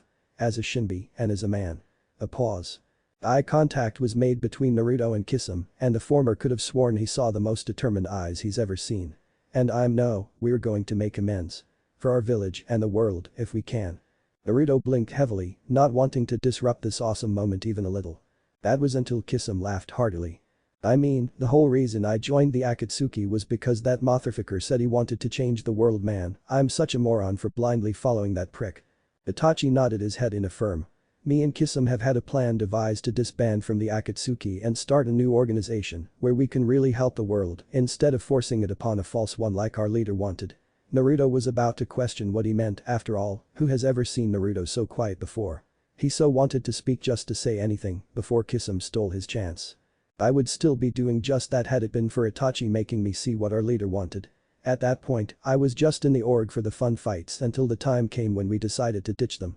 That comment made Naruto sweat drop. Classic Kisum. And I was in for reconnaissance, for the most part. I still talk to a Konoha contact a few times a year to relay them any new information I can. Naruto was in awe. Not only did he do the unthinkable that is murdering a whole clan, but the man also still held the village in such high regard that he would continue to relay pivotal information as a S-rank Nukenin. That level of dedication to the people and village he loved was exactly why Naruto proclaimed him as a hero in the first place. But why am I in the picture, then? That's all cool that you're going to help the world and bring peace and all, but why are you helping me out? The question was genuine. Never in his life did anyone help him. Ever since he was a child, Naruto learned to take care of himself and expect nothing from anyone, even if he did offer his services to anyone that crossed his path. The ex-Akatsuki duo looked at each other hard for a moment. If Naruto hadn't been training under the eyes of the Uchiha for the last few weeks, he wouldn't have seen the Jinjutsu Itachi put Kisum under for a brief moment, likely using this as a way to converse for as long as they pleased. What they were conversing about? Naruto had no idea. Finally, Itachi answered the question that lingered in the tense thick air, while Kisum closed his eyes and nodded his head a few times. When the time is right, Naruto Uzumaki of Konoha, we would like your assistance in world peace. Nearby, a frog hummed a ribbit before hopping off in the distance and vanishing in a plume of smoke. Chapter 3. Lord Hokage, there's something important we need to talk about. How important? It's S-class, concerning a certain organization. Namely, Crow. A frown. Gesturing to the wall to the left of him, he waved his hand dismissively. Immediately, two blurs leapt out the window and out of the building, leaving the two men alone. The elder man turned his attention back to his students standing before him. Report, Jiraiya. Said man crossed his arms and closed his eyes, trying to picture the best way to word his findings. Nodding once, he opened his eyes again. There's a lot of changes coming. I've heard from my main contact Crow that the Akatsuki's plans changed. They're targeting the Kyuubi first to eliminate the possibility of its Jinchuriki getting stronger since it's the strongest tailed beast. Hiruzen frowned, finding the news disturbing. Before he could inquire further, the Toad Sage continued on. However, they assigned Crow, Itachi and his choice as a partner. He informed me that he's coming with Kisame Hoshigaki. That's not the important bit, though. Well, what is? Itachi informed me that Kisame and himself plan on ditching the organization while on this mission. The Kyuubi Jinchuriki is safe for now. A relieved sigh that the elder man didn't even know he was holding in escaped his lips, which prompted him to take a long drag off of the steaming pipe he was holding with white knuckles. That is good news. What's the catch, then? Itachi and his partner are planning to observe the village, namely the Kyuubi's Jinchuriki. They will report to their leader on information when needed, but they said they will leave eventually before they are ordered to capture him. They plan on making their own organization, completely different than the Akatsuki. They plan on making peace throughout the elemental nations, believe it or not. A hesitant pause. They asked me to join them on their quest. Now that was a shock. Hiruzen looked up at the determined eyes of his pupil. That's a goal you've wanted for as long as I can remember, Jiraiya. Itachi is a trustworthy character to follow, I'll admit, but why do they seek peace? At this, Jiraiya shrugged. Itachi's always sought peace. Kisame, apparently, has as well, but was easily manipulated by their leader who put the wrong ideas in his head. Itachi said he was lost for the longest time, but the guy is loyal to a fault. He can be trusted. Hiruzen nodded. Do we know who their leader is, yet? Jiraiya shook his head sadly. Itachi believes that there is someone else controlling things from the top and it's not Pain. He still doesn't know who, though. Sarutobi nodded. A silence was shared between them, neither awkward or forced. It was contemplative. Can I ask how Minato's boy is? The Hokage smiled at that. Naruto. He's good. A troublemaker that puts even Kushina to shame. You should introduce yourself to him since you're staying around for a while. Jiraiya laughed heartily at that. Yeah, I guess I should. I just don't want to see if he hates me or not. I would, if I were him. You'd be surprised at the boy. He has his father's temperament, yet his mother's personality. It's quite the combination. I'm sure it is, he responded thoughtfully, I'm sure it is. Naruto woke peacefully, his eyes fluttering open to contrast with the light shining through his window. Today was the day of the finals for the exams. Naruto felt like he should be ecstatic, like he normally would, but his mind was elsewhere. Truthfully, Naruto could hardly believe where his life was right now. The moment Itachi asked if he would aid them in their quest of peace made Naruto reflect harshly on his life in Konoha. He befriended 2 elite shinobi of S-rank caliber, one of which, he found out with a bitter taste in his mouth, murdered his whole clan not because of power, but because of loyalty. That fact alone woke Naruto up from his crazed I wanna-be Hokage stupor. The more he thought about it, the more he realized that he wasn't cut out to handle a scenario such as that. Naruto would have figured out an alternative even if it killed him. As Hokage, though, there would be very little legal wiggle room with deciding something like that. Itachi definitely woke him up. What had Naruto so conflicted, though, was his new dream, or lack thereof. What did he want to live for, to strive for? During his training Naruto thought about that often, but kept his focus on Itachi and Kisame and their rigorous training. Now that he was relaxing before the finals and the impromptu question from Itachi regarding helping them in the future, he just wasn't sure. Part of him loved the idea of striving for such an ideal. World peace is something that sounded so appealing to the blonde because that was exactly what he wanted. That conflicted with his love for Konoha. But did he really love Konoha? The people there despised him to a certain degree. It had eased throughout the years, but it was still filled with cold glares and grudges he held no responsibility for. No, he didn't love Konoha, he realized recently. He loved the precious people he made bonds with. They were few and he could probably count them on 2 hands, but were they worth staying for? His maybe answer to Itachi's proposition made Naruto very conflicted. Why couldn't he just say one or the other? Would it have to be so hard? Arg. He groaned, flinging the covers off of his person before begrudgingly getting out of bed. Whatever, I need to focus. Niji muttering his opponent's name over and over again, he got ready, as he normally would, and headed to the stadium. The sounds of useless and excited chatter echoed throughout the stadium, now that most of the seats were occupied. The participants, including those who were already knocked out in the preliminaries, were in reserved seating near the edge of the stadium. Niji and Naruto, however, were already down on the ground, waiting for the proctor to get the okay to begin the fights. In the stands, many of the participants, mostly the girls, were idly gossiping over Naruto's wardrobe change. Tenten was all too eager to explain her part in his change in attire, something that the girls greatly approved of. He definitely looked a lot better than he did in his orange jumpsuit. The guys in the group were laughing at Naruto's weapon of choice. Of course, Kiba made the same joke Tenten did in regards to the size of the sword and the size of his package, while Shikamaru appreciated the analytical point of the sword versus a Hyuga, though was skeptical at the blonde's skill at Kenjutsu in just a month of training. He muttered something about Naruto being troublesome and leaned back in his chair, relaxing before the fight started. The Jonins in the group silently made their bets, excluding Kakashi, who seemed to be late as per usual. Back on the floor, Neji and Naruto were awkwardly sizing the other up. "You've changed your outfit, Naruto Uzumaki. And you seem to acquire a weapon to use against me. Very wise, to add length against a Hyuga's gentle fist." His wide eyes narrowed at the blonde. "But fate has already decided this battle. You will lose. It is not too late to surrender now and avoid humiliation." Naruto laughed, allowing his hair to run through his blonde locks idly. "I'm so surprised. You're more of an idiot than I am, and that's saying something. Damn it. He was hanging around Kisame too much." That comment made the stands roar in a chorus of laughter, but left the Hyuga in question standing with a tick on his forehead. "How am I the idiot? You have no idea what I've been through to get here. It's settled. You will lose today." Naruto just grinned in return. "No, I have no idea what you've been through, but the same goes for me. I've lived through a lot, and from my experiences, fate might as well not exist. Nothing is fated to happen. Your teammate Lee is proof of that." In the stand still in his bandages looking forlorn and depressed, Lee brightened considerably at the blonde's praise, something that he wouldn't forget anytime soon. "I am proof of that. If you believe that fate decides everything, then you obviously haven't been trying to change it hard enough." At this, Neji frowned and turned his head over to the proctor. His voice was low, and his eyes were slits. Anger. "May we begin this match, yet?" he growled out. With a nod, Genma cleared his throat before announcing the first fight. The first match is between Naruto Uzumaki and Neji Hyuga. "Are both participants ready?" After receiving a nod from them both, he yelled begin. Before jumping backwards to referee the battle. Neji activated his Byakugan right away, spreading his limbs into a defensive stance that his clan was famous for. Naruto, on the other hand, took hold of his wrapped Kubikuram and started forward. They parried for a few moments, clothed steel meeting the Gyuukin Taijutsu of the Hyuga.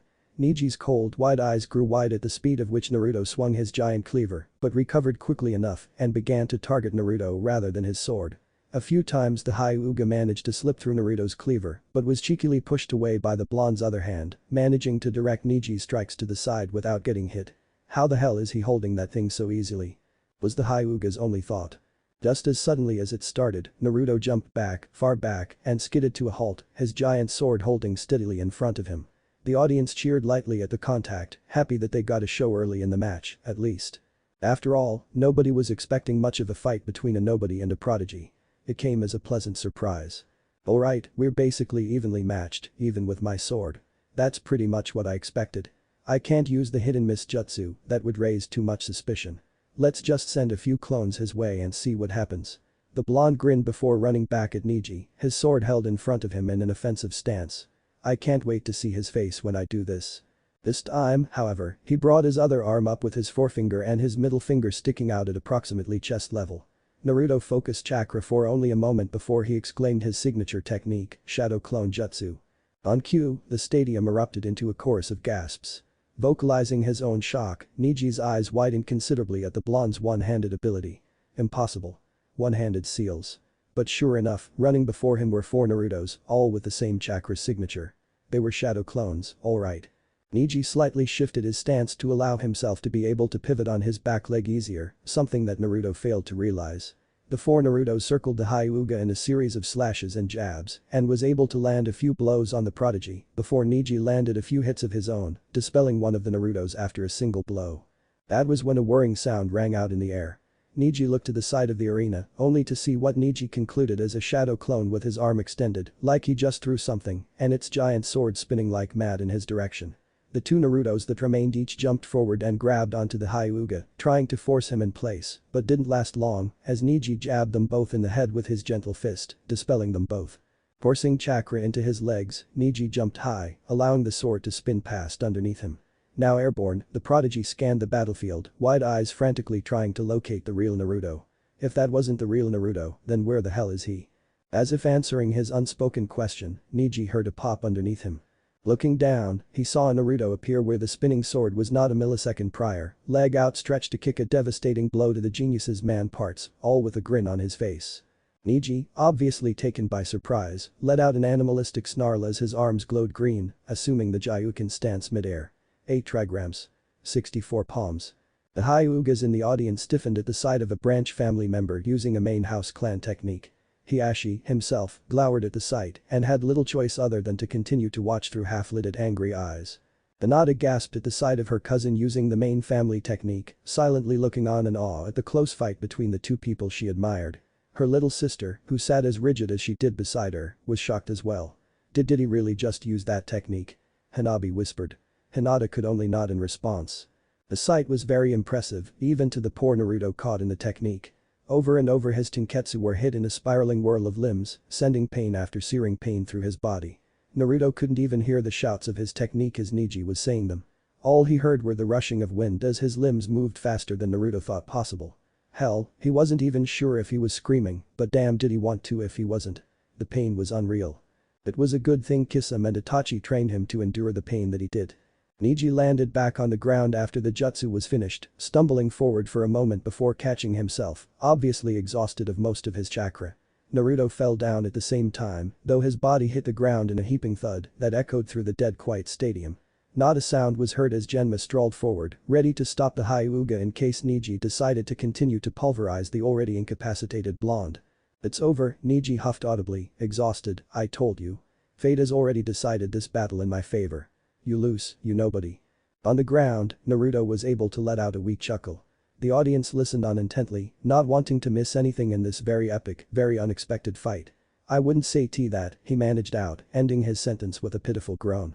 As if on cue, the ground beneath Neji bursted open and out sprung a very dirty Naruto clone, landing a nasty left hook under the prodigy's chin. Neji howled a surprised yelp before landing backwards, unconscious. Said Naruto clone popped out of existence in cloud of mist, leaving 2 genin laying on the ground, one incapacitated and unconscious and the other barely awake. The real Naruto struggled to get up. His body was screaming for him to stop, but the blonde merely grit his teeth and growled out the pain. "Fate doesn't mean jack shit," he proclaimed boldly, finding himself standing, albeit barely, his shaking legs threatening to betray him should he move even a single step. Genma checked the Hyuga before deciding the fight. To Naruto, it was the longest string of moments of his freaking life. Just call the match already. Winner, Naruto Uzumaki. And that's when Naruto blacked out. The audience, after the winner was proclaimed and the 2 contestants promptly fell to the floor in exhaustion, was dead silent. That silence was quickly replaced with a sea of cheers. Many spectators could be seen handing over currency to others begrudgingly, obviously betting on the Hyuga to come out on top in the end. The prestigious clan were sitting silent, some baffled by the outcome, and others livid at the thought of their best Hyuga prodigy in years being beaten by the likes of Naruto.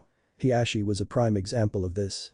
His eyes betrayed him, which were glaring fiercely in the direction of the 2 down genin. He didn't even excuse himself as he stormed out of the seating area toward the direction of the med bay. Hinata saw this and stood quickly to follow, intent to try and calm her father down as best she could, but quickly sat back down after feeling a rush of lightheadedness go to her head. Hanabi noticed this and frowned at her elder sister. "Don't move so much, Hinata. You're still hurt from your fight with Neji. I'll go and make sure Neji is okay." She flashed a small smile before standing and running after her father, leaving Hinata alone with her clan guardians back in the stands, a frown openly displayed on her face. The Aussie was already there when Neji was admitted to his room. Naruto was admitted to his own across the hall, and both were already awake and on the way to recovery. Hanabi was on her way, her legs sprinting her down the corridor, but stopped abruptly when she heard her father's voice emitting from the room to her left. He sounded furious, and instead of confronting the 2 of them, she decided to sit outside the room and eavesdrop on their conversation. "I'm disappointed in you, Neji," her father spoke loudly. Her cousin visibly cringed at his statement, mentally preparing himself for the scolding that was inevitably coming next. "But not because you lost," her father began, closing the gap between nephew and uncle. Neji reacted with a confused expression, but said nothing, deciding instead to allow his uncle to continue. "I'm disappointed in you for blindly believing that fate decides everything in this world. My brother would never have wanted you to think with that mindset." This made Neji fume. "How could you know what my father wanted and didn't want for me? He's dead." Hiashi reacted with no emotion. Instead, he produced a scroll from the confines of his robe and threw it at the injured Hyuga sitting on front of him who deftly caught it in both hands. You do not know the truth on what happened that day. Your father produced this scroll before he did what he did. The writing is authentic. You may use your Byakugan to confirm this if you wish. But the truth of the matter is he sacrificed himself willingly to save the entirety of the clan. He did something that I adamantly told him not to. Her cousin was speechless at this information. With shaking hands he opened the scroll and poured his eyes to read inch after inch of it. Hanabi covered her mouth to keep herself from gasping. Is that really what happened? It ain't nice to eavesdrop, you know.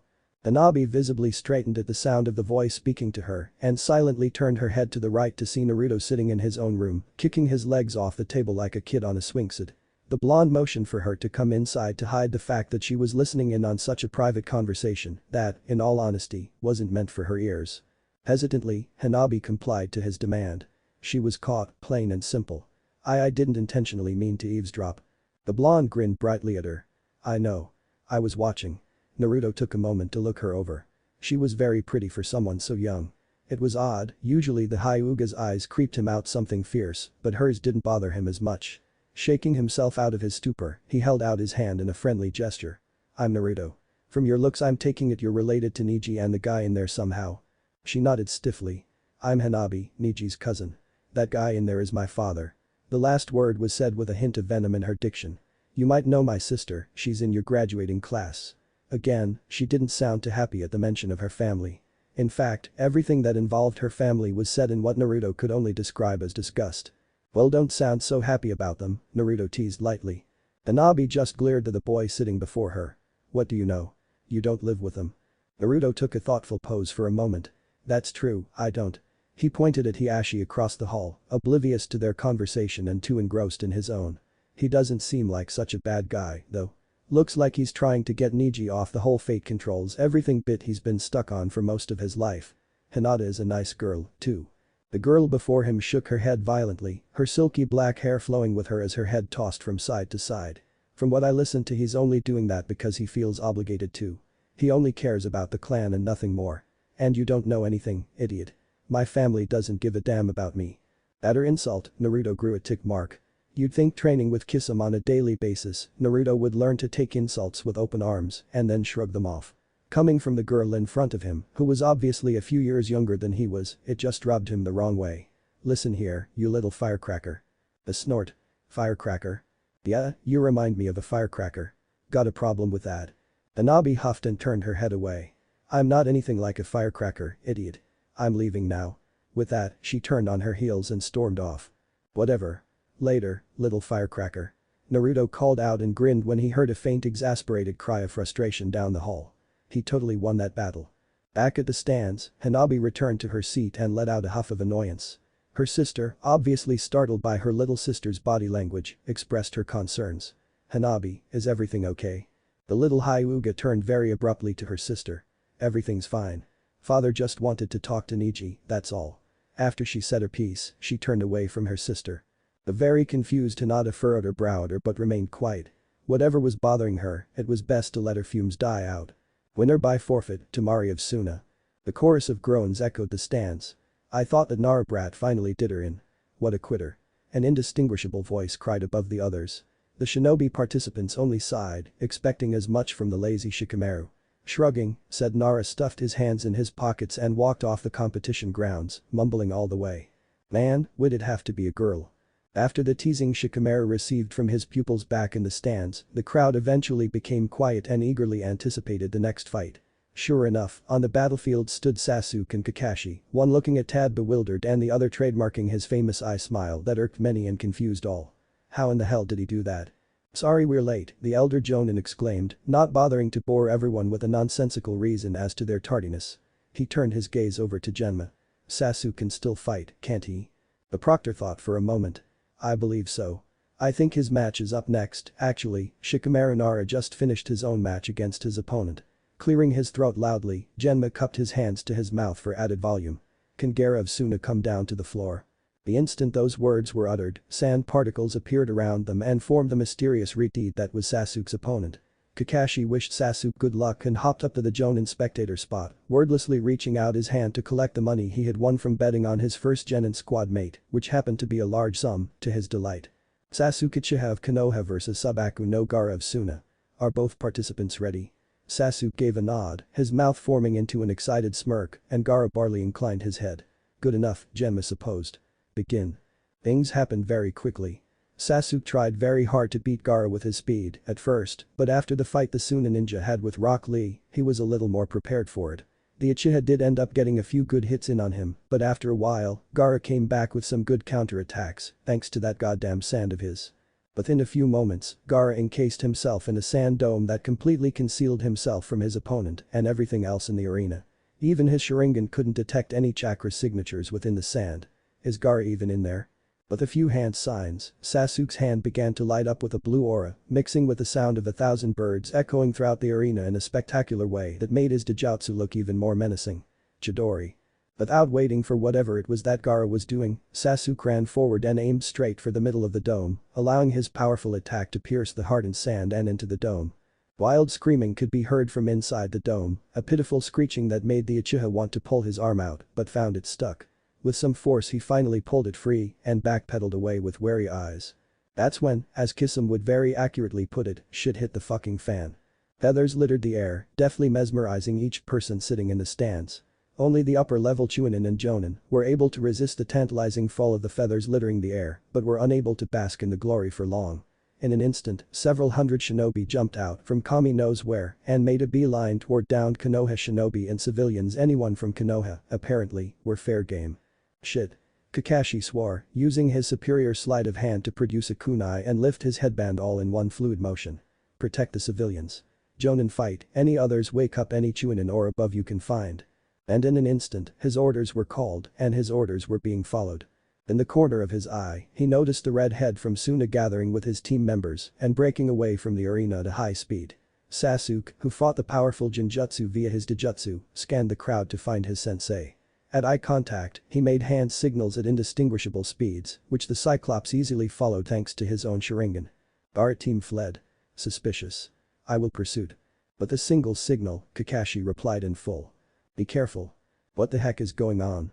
The sounds of metal clashing with metal reverberated through the air, aided along by sounds of grunts and the occasional choking scream that, he could only surmise, indicated the death of someone. Is this what Itachi and Sharky were discussing about? Naruto furrowed his eyebrows in an attempt to search the cavity that is his brain, but cried out in exasperation when he came up empty. I should have paid more attention, damn it. With one hand on the hilt of his sword that was currently slung behind his back, Naruto jumped up, his destination. The roof. After applying chakra to his feet and sticking to the slick shingles of the infirmary rooftop, the blonde scanned the area around the arena with hard eyes. Looking for someone, brat. Startled, Naruto squeaked the manliest squeal Kisum had ever heard. The Shark Man laughed loudly, which made Naruto absolutely furious. What the hell, Sharky? Why would you sneak up on me like that? Now is not the time for your stupid. Do you want my help or not? Outing, the blonde relented but showed his annoyance by crossing his arms over his chest. The amused look on Kisum's face was short-lived, however, as the blonde nodded his head impatiently for him to talk, giving him the well, I shut up now, so talk face. The Shark Man grinned, baring his sharpened teeth at the young boy who was obviously not into his antics at the moment. Alright, shithead, here's the down low, and I'll keep it simple stupid for ya. Konoha's being attacked by Suna and Oto, Orochimaru is disguising himself as the Kazekage. Suna probably doesn't have a clue that Orochimaru is in on this at all, and everyone in the arena that is Genin or lower is asleep in a Genjutsu. Itachi is in disguise to make sure the Hokage doesn't die from the snake bastard, and I'm going to do what I can to help him once I'm done explaining everything to you. Did I miss anything? For the longest time, the two shinobi were silent, Naruto because he was processing the information and trying to figure out his Kisum was full of shit, which he knew he wasn't, but he couldn't help but hope anyway, and Kisum, because he was trying to remember if he was forgetting anything. Oh, right, I saw your teammate pursuing 3 Suna Genin a couple of minutes ago, heading to the East Forest. One of them was a Jinchuriki like yourself, so you might want to go make sure he doesn't die. At this information, Naruto bellowed out a frustrated animalistic-like outcry. He didn't even know what it was, but it felt good to vocalize some frustration and took off toward the east. Kisum hummed. I think he took that rather well. Lord Hokage. Worried cries of their leader murmured through the small group of Anbu that crowded around what appeared to be a barrier of sorts. Inside stood 4 ninja, each with their arms outstretched that held the barrier in place. What worried them, though, was the 2 figures standing still inside of the crimson cage, and what worried them even more was the fact that they were helpless to do anything to help them, which is what they were trained and hired to do. Sarutobi-sensei, hissed the opposing figure with a hint of venom mixed with glee in his voice. I've been waiting for this moment for a long time. The Hokage only glared in return, having trouble finding the right words to rebuttal his old student's comment. Orochimaru. I had a feeling something like this would come from the likes of you. His tone held nothing short of all the anger the elder man was feeling, and then some. You flatter me, sensei. It takes me by no surprise that it was this simple to infiltrate your village. It's a pity. This place was always weak. The Hokage pierced his glare straight into his student's skull. Why are you doing this, Orochimaru? Because you want revenge on the village you deserted. This time, it was the Sanin's turn to glare. Nonsense. I just wished to test the waters, if you understand my meaning. Sarutobi snarled viciously, allowing all his rage and frustration to come out at once. Enough words.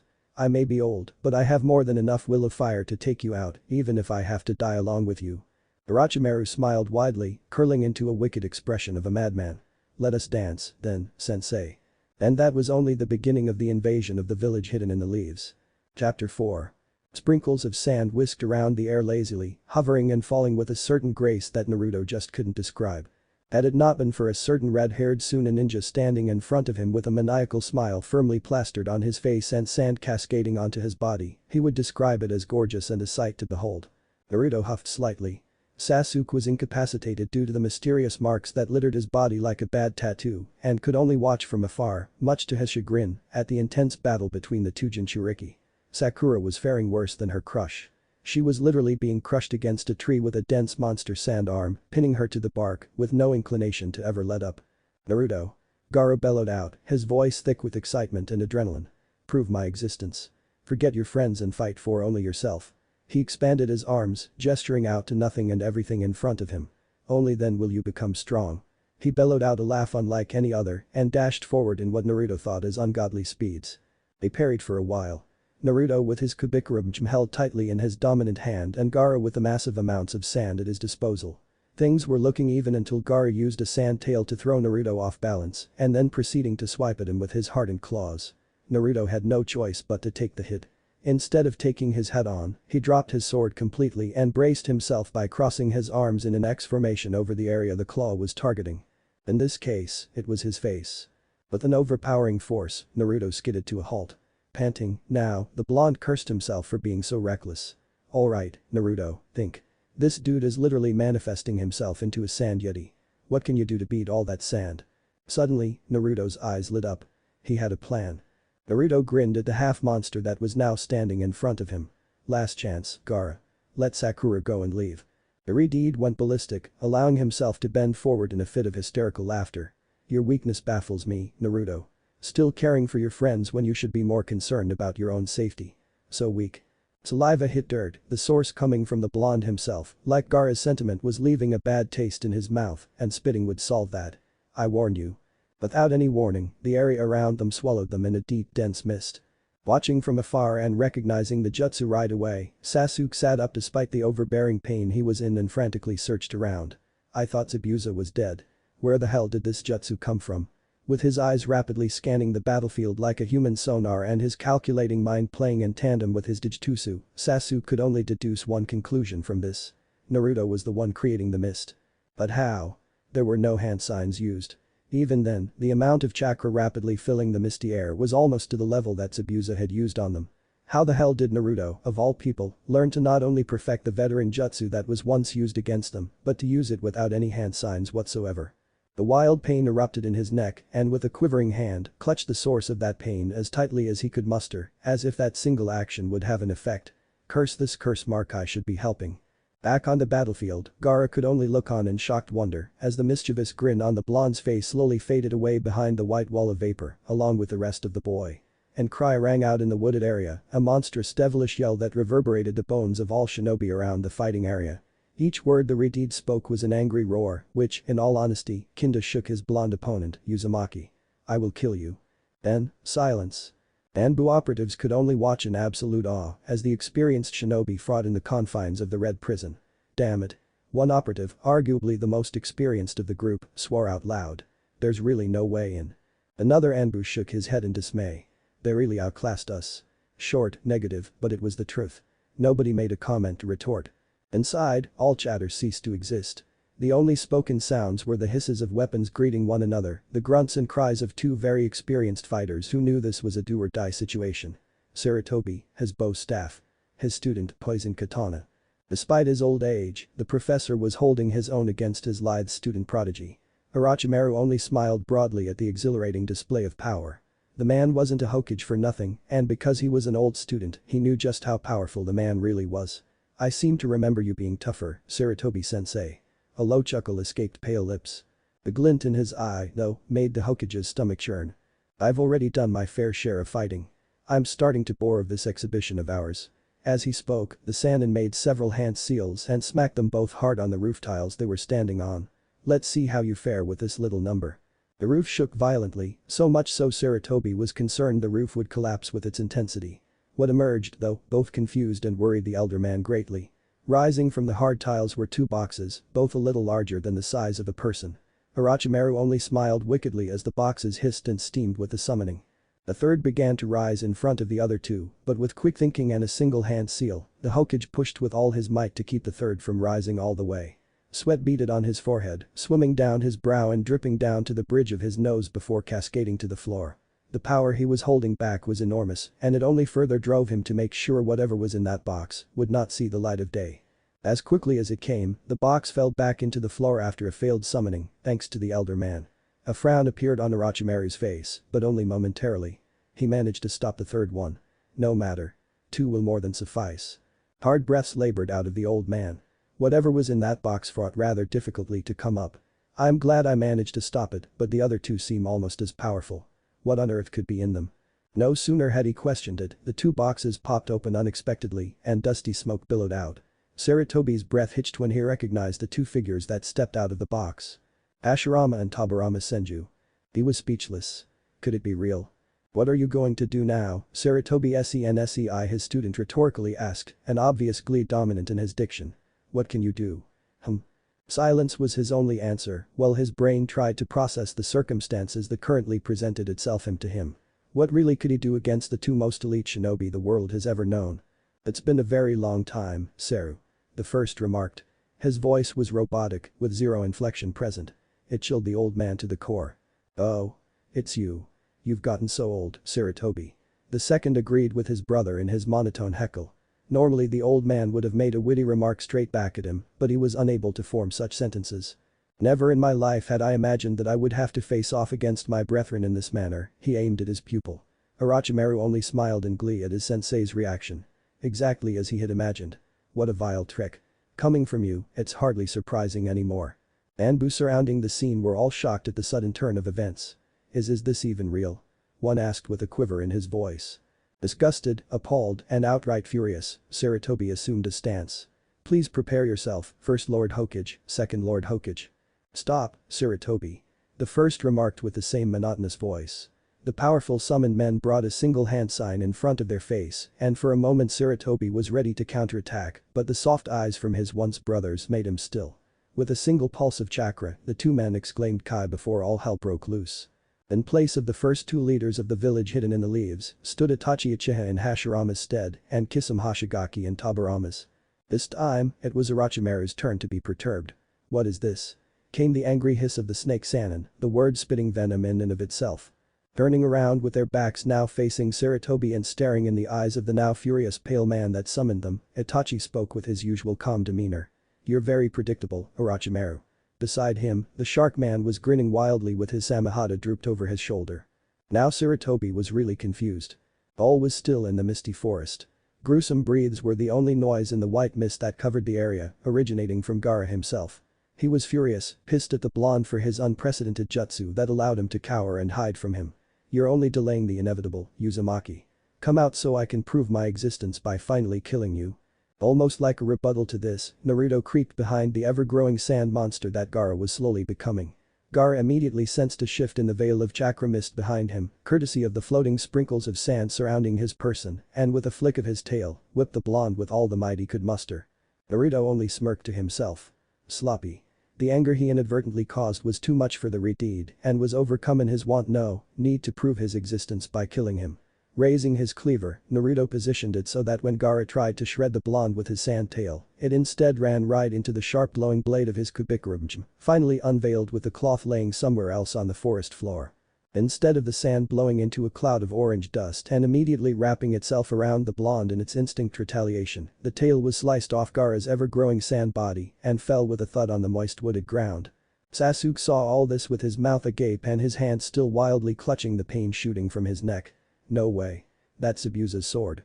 The exclamation was loud, without the Uchiha meaning it to be, and Naruto heard it from where he stood. I can't believe I didn't notice it before. TCH. At this rate this dope will catch up to me, even with this damn cursed mark. The lone Uchiha watched with a brooding expression, hoping his knuckle-headed teammate could do anything against the monster of sand. I didn't want them to find out about it so soon, damn it all.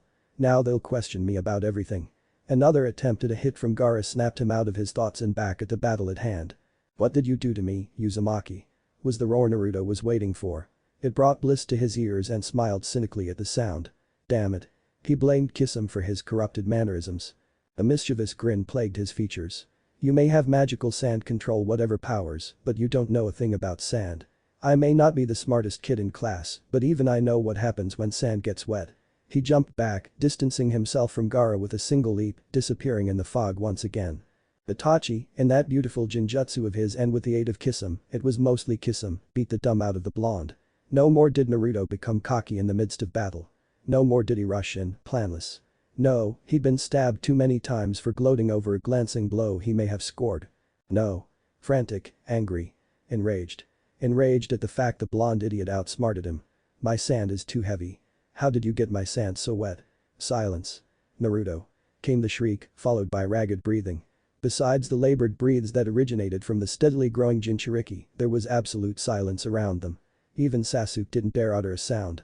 This time, Sasuke saw Naruto coming. It was faint and hard to see due to the chakra-laced mist all around them, but he glimpsed a blur of yellow that struck Gaara on the side, ripping a chink in the sand that surrounded him. Immediately the sand skin began to heal itself, albeit slowly due to the shielding material being wet and heavy. As suddenly as he struck, Naruto vanished in the fog yet again. Sasuke blinked once he realized Naruto landed on the branch to his right. That's my shadow clone distracting him right now, the blonde explained in a hushed whisper that Sasuke barely caught. I won't be able to do this for long. I'm running out of ideas here, team. How are you feeling, fighting-wise? A shake of the head. Not good, dope. I can barely move my body at the rate my curse mark is spreading. It's taking all my will to not let it get out of control. It feels like my body is burning all over, and the more I fight it the worse it gets. He brought his hand in front of his face and it shook, violently spazzing in its own accord. I like how it makes me feel. I love the power it gives me, but if it's from that snake Orochimaru, then I don't want anything to do with it. Naruto watched in awe at the will his comrade had. There it was, power beyond the young genin's dreams at his fingertips, yet he would deny that power because it was foreign to him, created by the most corrupted Sannin that was the cause of this entire invasion to begin with. Naruto didn't know whether it was pride or willpower, but no matter the case, it didn't help this fight in the slightest. Don't fight it. Sasuke gasped audibly and stared, at first shocked by the blonde's answer, then with anger and malice in his spinning red eyes. Are you fucking? Listen to me, Sasuke. We could die out here, Sakura could die out here. Our village could be destroyed by this lunatic if we don't stop him here and now. It was at this moment that Sasuke saw a side of Naruto that he had never seen before. His face was unreadable, determined, even. His tone was that of disgust, albeit reluctant. I don't want you to use that shit even more than you don't. I don't want my best fucking friend to give in to hate, especially the kind that gives him power. But what choice do we have? Orochimaru gave you that mark, yeah, but how ironic would it be if you used it to help stop the invasion that he started? Naruto allowed the briefest of chuckle to escape his lips before allowing his determined eyes to stare directly into Sasuke's shocked ones. You use that power and we end it quick before it gets too out of control. We still don't know exactly what can happen if you use it for too long, right?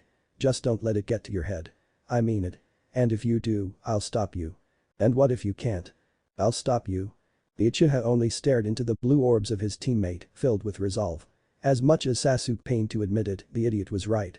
With quivering limbs he stood, ignoring the immense pain his nerves were screaming at him. We hit him hard and fast, then. Naruto nodded and affirmed, but before Naruto could jump back into the fray, Sasuke threw his arm out in front of him. And afterward, you and me are going to have a long chat. Naruto gulped. Well, that was vague. No problem, he grinned at him, his hand idly reaching to his hair and running his fingers through it before the duo jumped down toward the growling menace that was Gaara. Kukikuku Itachi, kiss him, I didn't think I'd see you two again for quite some time. And without your Akatsuki robes and rings. He was laughing, but he was far from entertained. To what do I owe the pleasure? We knew of your attack on this village for quite some time. It's as I stated, you're predictable. Calm, stoic, relaxed. It infuriated the snake Sannin to no end. The snake launched, his sights trained on Itachi. With a sickening crack, his neck elongated forward, much like a snake, and wrapped around the Ichiha. Before that could happen, Kisame sprung forward and, with his Samehada already mid-swing, connected with pale skin of the Sannin. It was odd, to Kisame. It felt elastic, like the neck just formed around his legendary sword with no damage to the skin, and with a snarl he saw Orochimaru turn his head toward him and charge at him instead. The man unhinged his jaw with a series of sickening cracks and hisses, and out came his sword. The legendary sword, Kusanagi, showed itself, and unfortunately for Kisame, it was aimed right for him. That was when Sarutobi intervened. With a cry he elongated his bow staff, swatting away the head of his pupil with relative ease. It was at that time that Orochimaru retracted his head back, retreating his body as a whole. Why are you here, Itachi? What business do you have in Konoha other than to foil my plans? He hissed. Itachi blinked only once before allowing his eyes to settle once again upon the snake in front of him, his red eyes spinning in intimidation. I do not have to answer to you, Orochimaru. Is it because I defected from the organization? Orochimaru brought a finger to his chin, his actions obviously sarcastic. Or is there another reason? Do you wish to save your precious home? A laugh escaped his lips. Or is it because you're nearly blind that you finally return? Don't think I didn't notice the faraway look in your eyes, Ichiha. Been using your Mangekyo Sharingan too much, have you? Itachi knew Orochimaru was trying to test his temper, and he managed to calm himself by stealing a few breaths before answering in an even tone. I do not have to answer you, Orochimaru, Itachi stated again. Kisame only hummed beside him.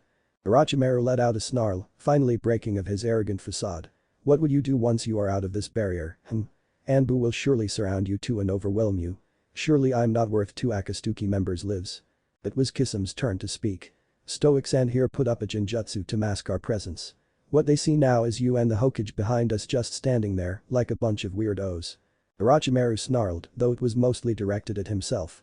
This was a bad situation for him, indeed. Was the destruction of Konoha at this time worth his life? The 2 organization members didn't seem to waver in the slightest. Their resolve was set. As Huron.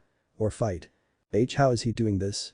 Croaked Asuna blonde, watching the fight from a safe distance from afar. Her brother, Kankuro, was beside her asking himself the same question, though quietly in his head. I don't know.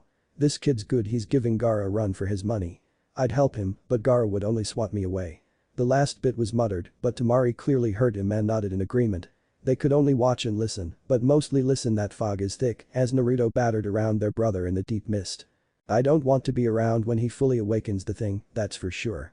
The loud, agonizing scream echoed in the distance, relatively close to the fight at hand. The chakra, along with the stench of it, poured into the fray and mixed with the blonde's mist to create a truly devastating battleground. Gaara, immediately sensing the new chakra, welcomed the new contender with open arms. Yes. Fight me. Show me what it means to be alive. Only then can I prove my existence to Mother. And just like that, Gaara yelled the loudest the 2 Konoha genin ever heard before smoke mingled with the mist. Shukaku was alive again. Sasuke. Go. The 2 genin rushed forward with teamwork in the front of their mind, thanks to their sensei Kakashi, who drilled the idea into their heads in the first place. Now was the time to test everything the pervert taught them. Naruto was in close quarters, finally realizing the smoke that was in his mist was coming from Gaara and not a technique. A wall of sand was standing tall in front of him, and even he gulped as he looked up the sand mountain that seemed to form. Oh, hell. The strong gust of sand attacked the blonde quickly, way too fast for him to comprehend. With chakra-laced legs Naruto stuck to the ground, arms crossed in an X to defend himself from whatever was coming. I'm free. Was all Naruto heard. Frowning, confused, Naruto jumped backwards and tried to get to higher ground to assess what just happened to Gaara. When he landed on a branch away from all the sand, Naruto gasped. What? Gaara was no more. No, that was a lie. He was a pimple on a monster of sand, literally a monster. It was conscious, a mouth that talked and legs and arms and a tail and… Inhale, exhale. Calm down, Naruto. Think. Gaara was literally a pimple on the thing's forehead, though it looked as if the boy was sleeping. The monster was idly talking to itself, repeating over and over again how awesome it was to finally be free from its container. This alone made Naruto sweat. This was a freaking Biju. Naruto and Sasuke were about to try and take on a Biju. How could they even do that, anyway? Suddenly, Naruto felt the branch he was standing on get significantly heavier. He spared a glance to his left and saw his teammate standing there, obviously strained, with marks moving sporadically over his body. What the hell do we do now? Naruto was thinking the same thing. Listen to it, team. It keeps saying it's free. Gaara's passed out on top of it like a freaking zit. The only thing I can think of it to wake Gaara up. There's no way we're going to be able to take on this thing. The least we can do is try to see if waking up Gaara would do anything useful. The blonde cursed at their predicament. If that fails, when we stall him until someone does come and help. There's no missing this chakra, it's massive. Surprisingly, Sasuke only nodded at the plan. Naruto could only assume it was because of the pain he was in. It was distracting him from thinking about anything at all.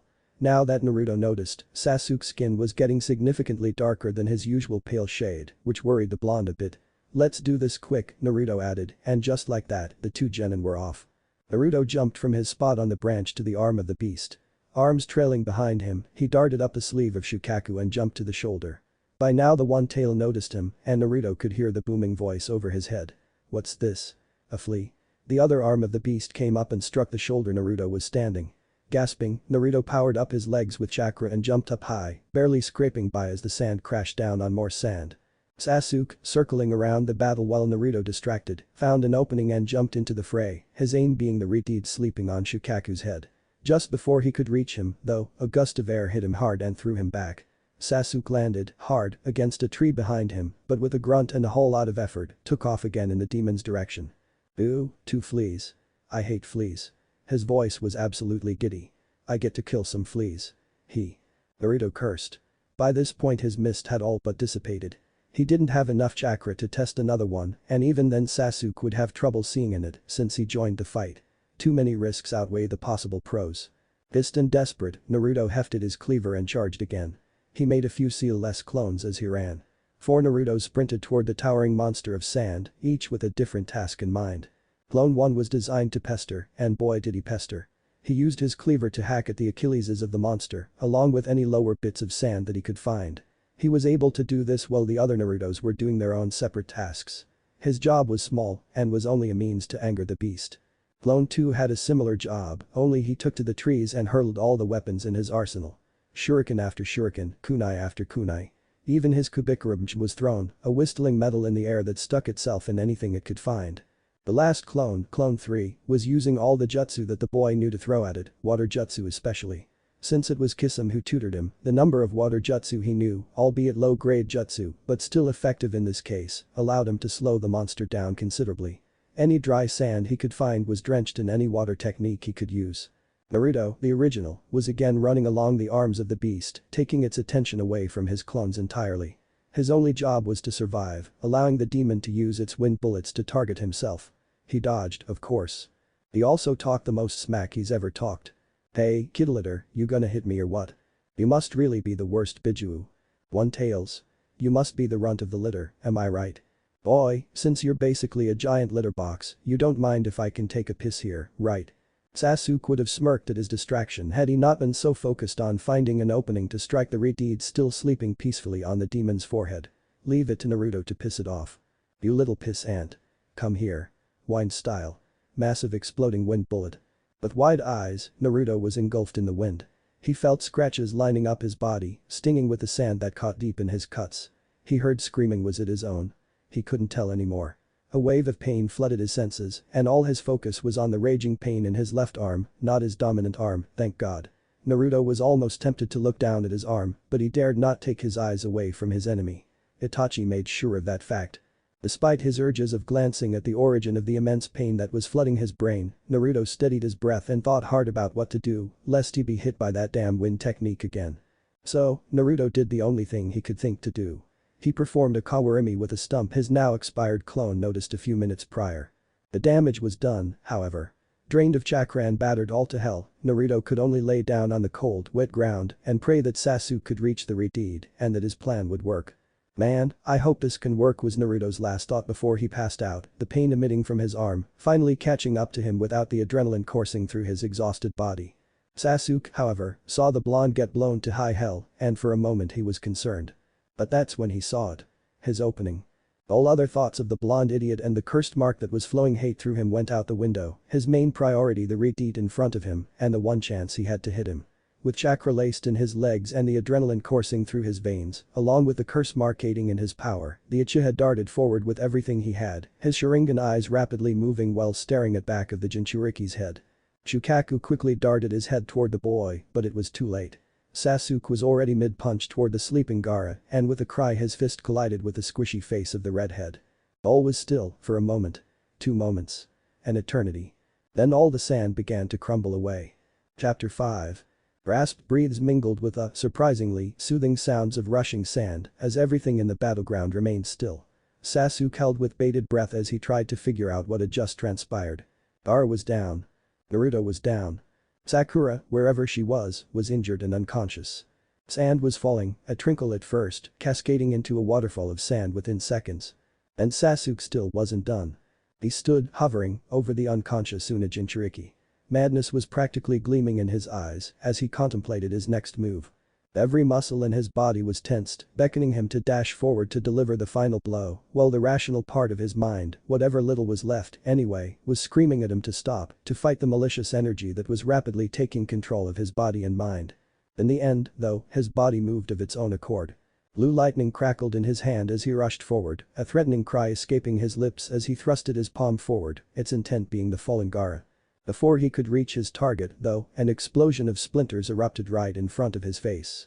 With Sasuke's Sharingan spinning wildly, he jumped backward with a snarl as he took stock of the change in front of him. There stood, standing defiantly in front of their fallen brother, Temari and Kankuro. Kankuro currently had a frown on his features that was magnified by the war paint that was obviously prominent on his face, while Temari had a look of absolutely terror, mingled with shaking rage that contorted her face into an ugly, menacing glare. "I almost forgot about you too," Sasuke snarled first. His vigorous tone made the Suna siblings jump lightly, but stood their ground anyway. "We won't let you hurt our brother," came the reply from the puppet wielder. He was astounded that his best puppet was reduced to nothing but splinters, but tried to not let that show in his expression. A chuckle escaped Sasuke's lips, which then turned into a menacing cackle. "Like you can stop me." Arrogant, yet true. "Will, T-Team," came a faint voice from behind him. Turning with wide eyes, Sasuke brought a shaking hand up to his forehead at the sight of his blonde teammate. Naruto was leaning his right shoulder against the sturdy trunk of a tree. His right arm was clutching his left with white knuckles. What made Sasuke's breath hitch, though, was the fact that the blonde's left arm was dangling dangerously, with a faucet of blood, trying to escape the clutches of his hand as tried to stop the flow. Don't give in to that snake bastard," he croaked dangerously, feeling his head lighten the more he talked. Then Naruto Sasuke struggled out through gritted teeth. I can't erg." He stumbled forward, clutching at his neck as his body shook violently as he attempted to resist the dark energy emitting from his curse mark. "Fight it, team," Naruto struggled out, his breath coming in rasps now. "Why you beat Gaara, now beat this don't let Orochimaru win." It was at this moment that Temari spoke, obviously confused by this point. "What do you mean, Orochimaru? What on earth are you talking about?" While Sasuke struggled with himself, Naruto panted as he lifted his gaze toward them.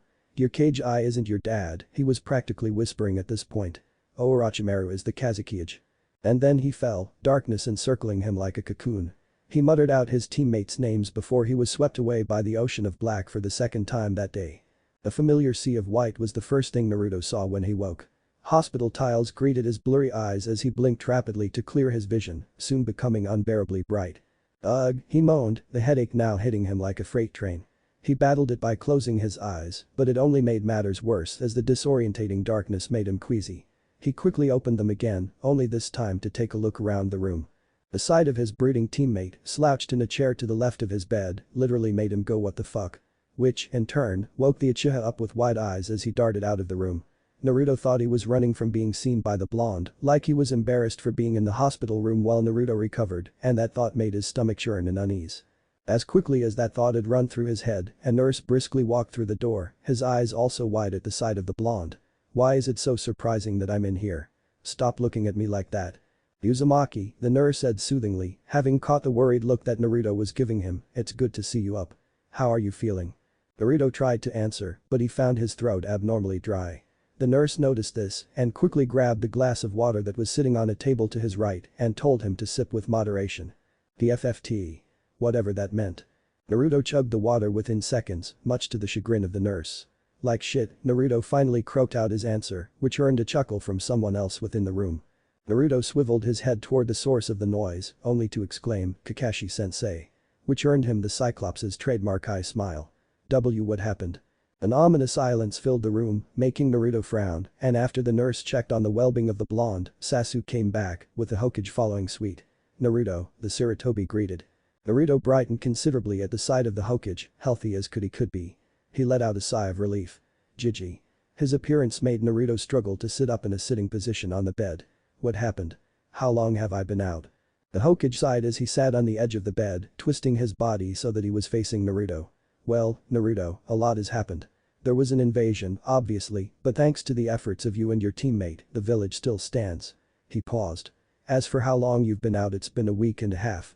That tidbit of information made Naruto squawk out a wide, but before he could complain any further, Sarutobi called out the elephant in the room. How are you feeling, Naruto?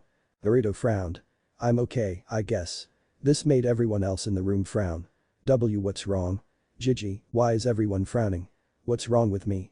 It was heartbreaking instances like these that made Sarutobi hate the position the hat provided. Naruto, your left arm, can you move it at all? The FFT.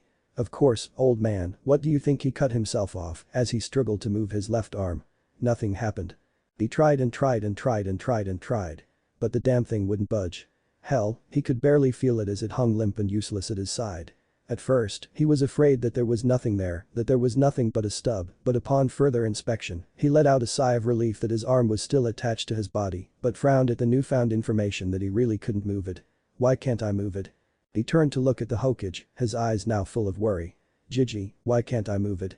Out of his peripheral vision, Naruto saw Sasuke stare at him with wide eyes at his proclamation and visibly cringe at the patheticness of his voice, but he kept his pleading eyes on the Hokage. Hiruzen waved his hand in the air in response. Seemingly out of nowhere, an Anbu operative materialized out of thin air, kneeling before the Hokage. Now that his teammate is up, could you escort Sasuke here home? Naruto needs his rest, and there's a few things I'd like to discuss with him in private. He turned to the Uchiha with a small smile. Thank you for worrying about your teammate. I'll be sure to let you know when Naruto will next accept visitors. Maybe you can get your other teammate, Sakura, was her name, right? To visit as well. At this, Sasuke blinked for a moment but nodded in reluctance. He got up and headed to the door, not before throwing one last glance at Naruto. He was gone the next second, the Anbu hot on his heels. Kakashi, if you would be so kind as to fetch my student. Already here, sensei. Naruto turned his head, waited fast, he found out. He was dizzy now toward the new voice in the room, but said nothing. His mind was reeling. Was he useless, now? The lack of use in his arm was a huge deal, and the thought that he might not ever get the use back was terrifying to him. The three other adults in the room seemed to notice this, and the newcomer continued to talk. Naruto, my name is Jiraiya. You may know me as the one of the legendary Sannin, or the Toad Sage. Anyway, I specialize in Fuinjutsu and chakra theory in general. Jiraiya took a deep breath before continuing, running a hand through his long, white hair. You know of the Kyuubi you contain, right? Naruto nodded warily. Okay, good. I don't know how much you know about Bijuu chakra, but it's toxic, less so for the host, though. You obviously know that the retarded kid, Gaara, is also a Jinchuriki. He managed to let out the Shikaku back in the woods, there, when you and Sasuke were battling him, full power. I'm still amazed that you two managed to defeat him. It's crazy. You two make a seriously scary combination. Jiraiya, focus, Hiruzen warned. Right. Well, when you two were fighting, this is all from what your teammate told us, or from what he remembered. Shikaku managed to hit you full on with a high-end wind jutsu. Under normal circumstances, your arm probably should have been blown clean off. Naruto visibly winced at this, but because you housed the Kyuubi, the Bijuu that is known for its regenerative powers, it started healing the moment your arm was hit. Now, that wouldn't be such a big problem normally, but you also used some chakra to escape the aftermath of the hit, the Kawarimi, and unconsciously fed some of the Kyuubi's chakra into your arm. Not surprised, considering how my teammate probably messed up your chakra pathways back in the second exam. Sasuke said before he bit him, Oro used some technique on your stomach, right? Naruto nodded. We'll fix that later. What that technique did was mess with your chakra pathways and made it so that chakra control would be much harder for you to do and forces you to use more chakra than necessary. Way more. Anyway. You unconsciously used the Kyuubi's chakra since your supply was short, and I'm not entirely sure what happened, but the mix wasn't something pleasant. Whatever happened, it ruptured the chakra coils in your left arm. Probably took some nerves with it too, but we can probably get that back in time. Medical shinobi are remarkable like that. What does that mean for me? Naruto finally asked, his voice wavering and his eyes threatening to spill, should the Sannin give him the answer he was expecting. Jiraiya frowned. What does it mean? Well, you probably won't be able to push chakra into your left arm anymore. So, no more ninjutsu. Though, from what I hear, you're able to do the shadow clone jutsu and the hidden mist jutsu, though how, I'll never know with one hand. Which is remarkable, if you ask me. So you still have that. And Zabuza's sword. Kakashi's eye went wide at the last tidbit of information. Naruto, you have what now? Jiraiya chuckled and waved his hand dismissively at him. We'll brief you later. He turned his attention to Naruto, who was currently frowning something fierce at his left arm, which was limp at his side. So since you can't do any more ninjutsu besides those two, you have a few options. Option 1. Specialize in something else. You aren't too bad with a sword, from what everyone is telling me, but probably wouldn't make above a chunin or special jonin with no jutsu in your repertoire. You could try Fuinjutsu. That doesn't take much chakra to use, so you could probably even make do with using your left arm to use low-tier seals. It's difficult, mind you, but possible. He turned serious at his final proclamation. Or you could roll over, wallow in your own self-pity and give up.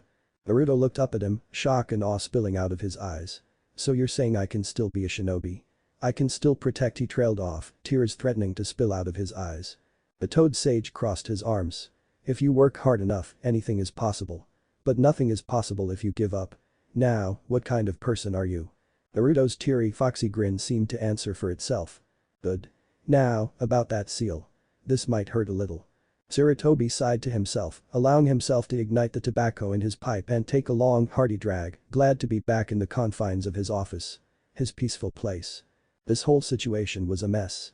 It was very fortunate that they suspected an attack early on, but the casualties, which was mostly cosmetic damage throughout the village, was starting to add up and become costly. Thankfully, after Suna learned that their cage was Orochimaru in disguise, offered to pay majority of the damages as compensation for their actions. He accepted that immediately. He'd be a fool not to. There was no held grudge against the nation for what they did. Their economy was no better off, and it was only a matter of time before they did something drastic as this to try and up their money intake. It just so happened that Konoha was one of the wealthiest hidden villages out there. Thoughts of Naruto echoed through his mind like a bad dream, and he couldn't help but frown over the stem of his pipe as it lay rigid and hard against his bottom lip. While Hiruzen was ecstatic that Naruto and his team came out in victory against Ibijuu, he couldn't help but feel responsible for what happened to the blonde. He remembered Naruto, at first knowledge of the news, and the lost look in his eyes. But after Jiraiya scolded the kid for thinking of giving up, he offered to teach him all he knew about the art of seals. That in coupling with the fact that Naruto still had his kenjutsu to fall back on, he really only needed one arm for that. Naruto could still be a worthy ninja. A Hokage level ninja, though? He honestly wasn't sure anymore. He did definitely have a ton of potential, though, that much he couldn't deny. His thoughts of Naruto shifted to the unexpected visits of Itachi and Kisame back on the rooftop. At first, he was in shock that those two actively trained Naruto the way that they did. As much as he trusted Itachi, he couldn't help but feel that there was some other ulterior motive other than they wanted to. They were supposed to be trying to kidnap him, for Kami's sake. You should really stop smoking, old man. It'll kill you one day. Hiruzen looked casually to his left at the smiling Jiraiya sitting on the windowsill. I'm old, I'll be dying soon enough anyway. Might as well enjoy some of life's pleasures while doing so, he retorted with another long drag before exhaling the smoke through his nostrils. The smoke billowed forward, encasing the office in a smoky, cozy atmosphere that the Sarutobi absolutely loved. Plus, the tobacco was cherry-flavored. Who didn't like the smell of cherries? Right, he snorted. He jumped down from his spot on the window and took a seat in front of his former sensei. Silence engulfed the pair as they sat, one smoking their tobacco, while the other just stared at the monument out the window he just came in from. Quite the mess that Naruto found himself in, Jiraiya said, finally breaking the silence. A grim nod was his response. Indeed. I knew Itachi kept in contact with you through these years, but I never thought this situation would ever happen. I'm worried about those two. Will their defections bring more attention to Konoha? Will Naruto be an even greater target because of this? I'm sure the last thing the Akatsuki want is Naruto being strong enough to defeat their S-rank ninja. All valid points, Jiraiya murmured. And all possible. Those two were some of the best in the group, losing them definitely hurt. Especially Kisame. He's the only one who can render Bijuu chakra basically useless with his sword. The grunt was the Hokage's reply. A lot of people will question Naruto and his sudden spike in skill. He had a month to prepare, and he became more than adequate with that cleaver of his in such a small amount of time. People will eventually ask questions. We can blame the shadow clone technique, Jiraiya offered. You know the properties of that jutsu.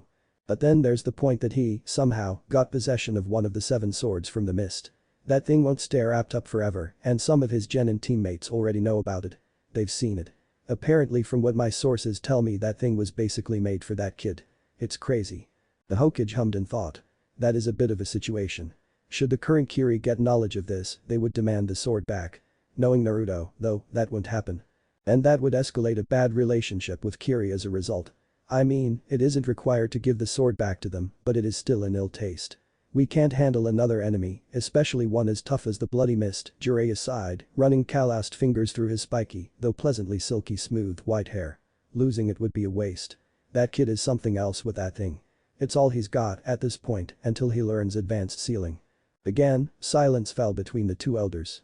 It wasn't awkward, no, more like tense as the two held each other's gaze, both trying to come up with something to help their current situation. Maybe we could help Kiri with this, Jiraiya said suddenly. Hiruzen, knowing his student's mannerisms, stayed silent, allowing the Sannin to collect his thoughts properly. Mulling the details in his head, trying to find any fault in his logic. He found none. Kiri's been suffering from a civil war for a while now. Nearly a quarter of its population are fully against the bloody mist, while many others are just too scared to act against them. Eradicating bloodlines, fucking morons. Regardless, this could work in our favor. We have a tentative treaty with Suna thanks to their invasion and almost 0 other allies. What if I go with the boy to Kiri and help out the rebellion? Maybe send supplies every once in a while to help aid their army. So that when they take their nation back over, we'll be under good terms with the new Mizukage. Hiruzen finished for him, nodding his head slowly in appreciation. He fixed his pipe to his mouth yet again and gave it a hard puff, mulling the idea over around in his head while his student watched on expectantly. Yes, this could very well work. He cleared his throat, watching with mild amusement as the tobacco smoke made its way out of any orifice on his face. Tentative allies with Suna, he reiterated. They would be vulnerable as well during these times. Even more so, in fact. They need any ally they can get should any of the other great nations come knocking on their doorstep. We get reparations from them and send them to the cause in Kiri.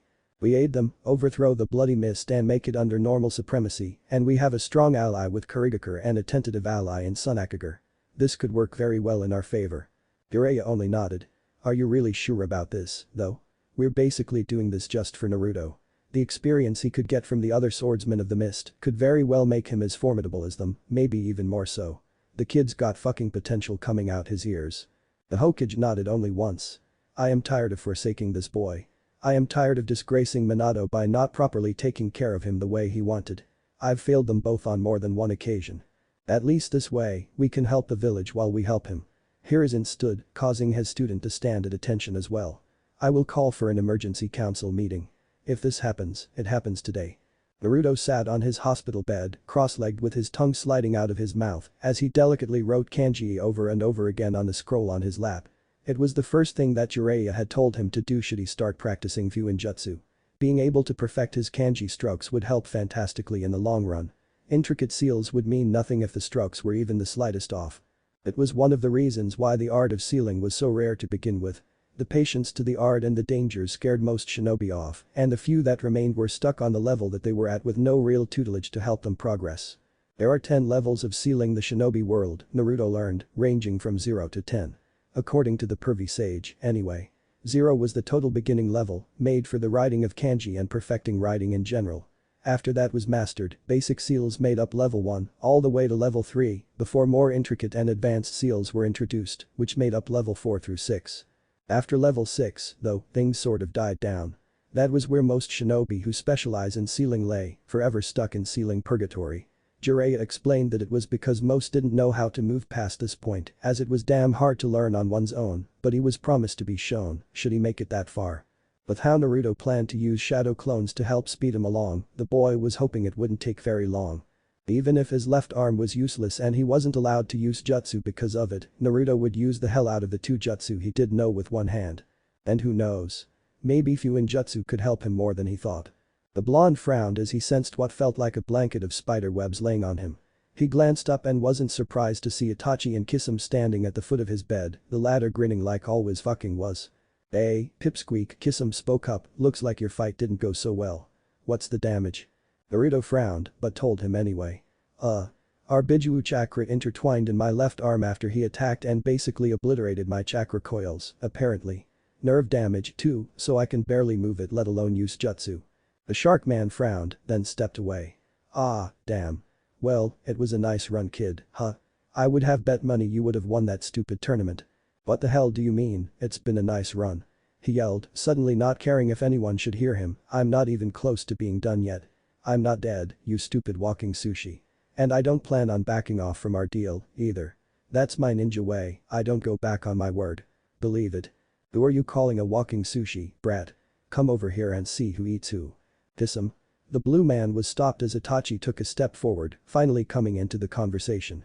Kisum bared his teeth at Naruto and huffed angrily before plopping himself down on the cushioned seat behind him, crossing his arms in an effort to show that he didn't particularly care anymore. We stopped by to see how your fight with Gaara went. Apologies for your arm, but it is admirable that you still strive to fight onward. It is commendable. Naruto waved his good hand dismissively at the Uchiha in the room. It's whatever. I'm the world's most unpredictable ninja, there's nothing but death that can stop me. Right. Itachi allowed a pause before getting right back to business. What plans do you have now, after you are released from the hospital? Naruto blanched. I don't know. Getting used to battling with one arm, probably. Even though Itachi was stoic, Naruto could practically feel his deadpan expression, his face reading that's now what I meant. Oh, you mean oh. Okay. I don't know. Maybe.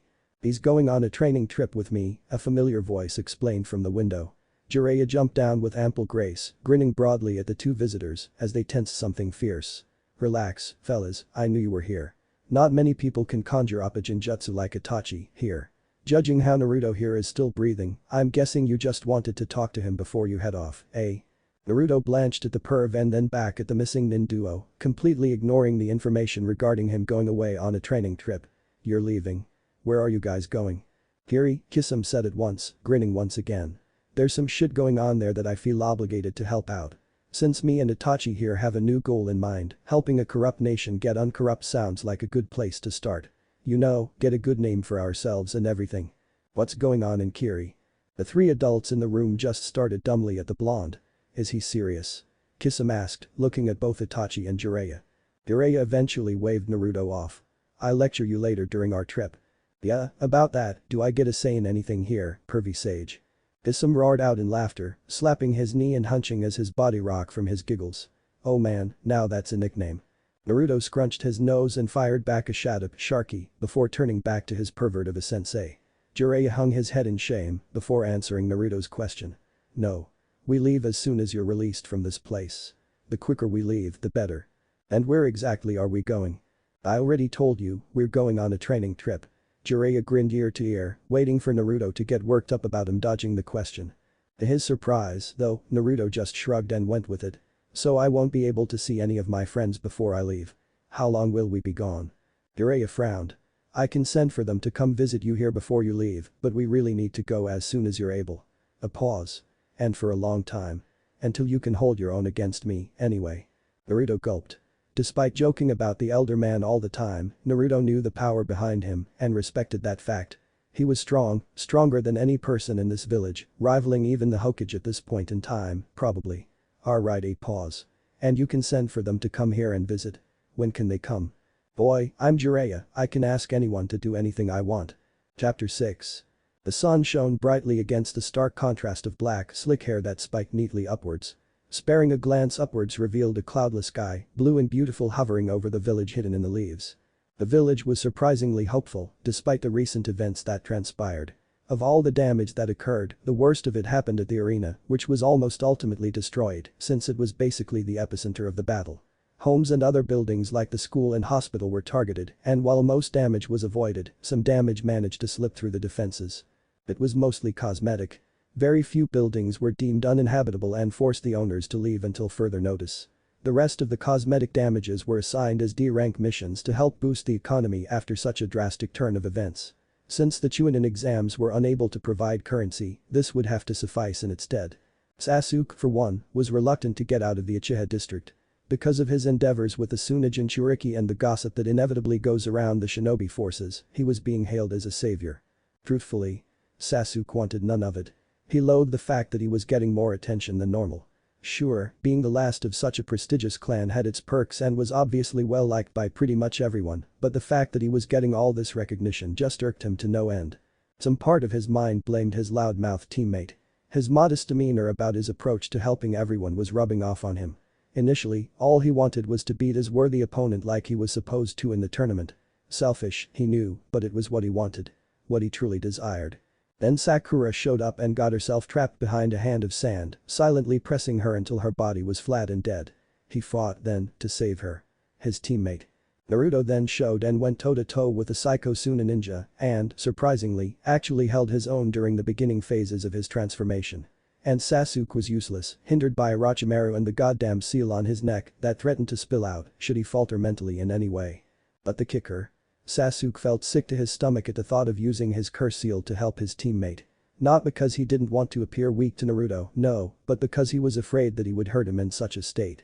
Did he really cherish his teammates? He battled for himself, only himself. But why, then, did he try so hard to protect the both of them when they were in harm's way? Did he actually care about them? He swore to isolation, to himself and only himself, in order to conjure the amount of hate needed to defeat his brother.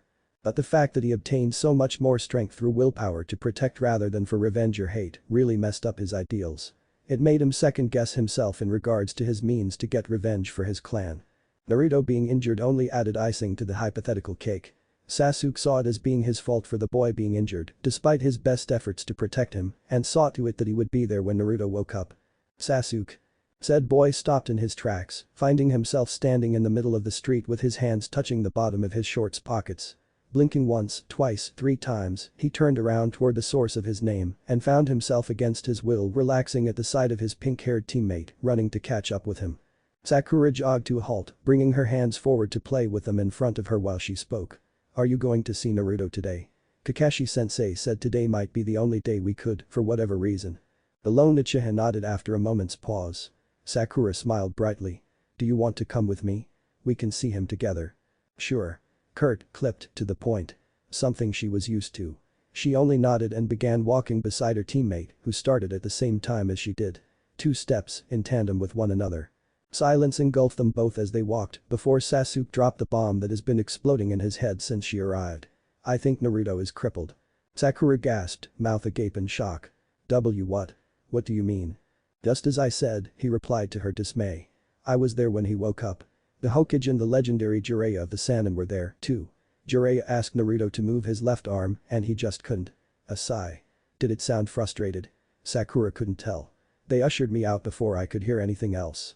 Oh, no, she whispered, clutching her hands to her chest. She looked crestfallen, absolute horror portraying on her young face. This is all my fault. Stop, Sakura, he said, voice stern and expression serious, well, as serious as an Uchiha could muster. None of this is your fault. This is Orochimaru's fault. You got caught by a superior opponent, one that I couldn't even beat. But I thought. No, he cut her off, eyes piercing hers with a warm ferocious gaze, it wasn't just me. How do you think Naruto got so injured? I may have delivered the final blow, but he was the one to get Gaara to the breaking point like he did. I couldn't even touch him, but Naruto was beating him. His voice was pitched, now, no longer monotone as he had always tried to portray. He stopped me from doing things the curse mark was trying to get me to do. He snapped me out of it. I barely did anything. I kept telling myself that I could have done better, but I couldn't. I did all I could. So no, Sakura, it's not your fault. If anyone's to blame, it's Orochimaru. That bastard deserves a fate worse than hell, if you ask me. Stunned, Sakura could do nothing else but stare with wide eyes at her longtime crush. Who was this man? The Sasuke she knew would have never admitted his own weakness. It was like the mission back in Wave Country. He jumped in front of Naruto during their fight with Haku and took the blow for Naruto. Sasuke fidgeted under her surprised gaze and promptly turned back in front of him. We're almost at the hospital, was all he said before he started to walk again. A small smile played onto the pinkette's lips. Was that Sasuke trying to be consoling? Too cute. Oh man, I am so bored of doing the same strokes over and over and over and over again. Is there any other exercise we can do? Literally anything else. Jiraiya slapped his forehead and sighed, counting to 10 before he slapped the boy upside the head. No, Naruto, there's no shortcut for Fuinjutsu. Stop your complaining and keep at it. Your calligraphy looks a lot better than it did yesterday. Much more consistent. The blonde just sighed in defeat before lifting the pen, dipping it in the jar of ink that lay on the makeshift table sprawled across his lap, flipping his notebook to a new page, and starting again. It was several minutes before his hand jerked at the sound of a series of knocks rapping against his hospital door. Jiraiya saw this and sighed. "I told you to stay concentrated, Naruto. You can't allow distractions to hinder you when doing seals. One slip could kill you." Ignoring the jests from his student, the Toad Sage strode over to the door and opened it. "On second thought, Brad, take a break. You have visitors." Naruto immediately froze and swiveled his head toward the door, his mouth lifting to his genuine grin that he always wore. It was like the sun. Bright, always bringing warmth wherever he went. "Sasuke. Sakura." The two entered, and without saying anything, Jiraiya slipped out past them and closed the door to ensure their privacy. "Hey there, Naruto," Sakura greeted. Sasuke only grunted in greeting, something that Naruto was wholeheartedly expecting. "How's the hospital treating you?" The blonde frowned. "Alright. Pretty boring, mostly. Jiraiya has me practicing my calligraphy to help prepare for my training in Fuinjutsu." "Why would you be studying Fuinjutsu?" Sakura immediately regretted her question. Stupid, stupid, stupid. "Oh, right, you don't know." Sakura and Sasuke paid attention to the tone in his voice, going from genuinely happy to insecure and timid. "During the fight with Gaara, he did a technique on me that miffed up my arm pretty bad. Something weird happened, it's hard to explain," he quickly added, forgetting that they didn't know of the tenet he held deep in his gut, "but from what Jiraiya told me, the chakra coils in my left arm are obliterated. I'm lucky to be able to move it, if anything, but that hasn't happened yet." Sasuke only nodded his head, and Sakura found herself spilling a few tears. "Don't worry about me, guys," Naruto quickly added, his tone becoming yet again its normal chipper self. "I'll get even stronger, believe it. This won't hold me back, no way." "Fuinjutsu, huh?" Sasuke smirked, crossing his arms in his normal snarky demeanor. "How'd Jiraiya convince you of that?" And so they talked, the conversation awkward at first, but eventually progressed into something that seemed normal to Team 7. Kakashi watched on in silence, silently proud of his cute little genin. Their time ran on and the light that once shone outside the simple window that endowed his room faded, much like the conversation. They ended up catching up about everything within the few hours they visited and ran out of topics to discuss. Eventually, Sakura excused herself thanks to said dusk sneaking past the window panes. Sasuke and Naruto said their farewells, much to the confusion of Sakura. She was sure that Sasuke would be leaving with her, but she shrugged and dismissed it as guy talk. Whatever that was.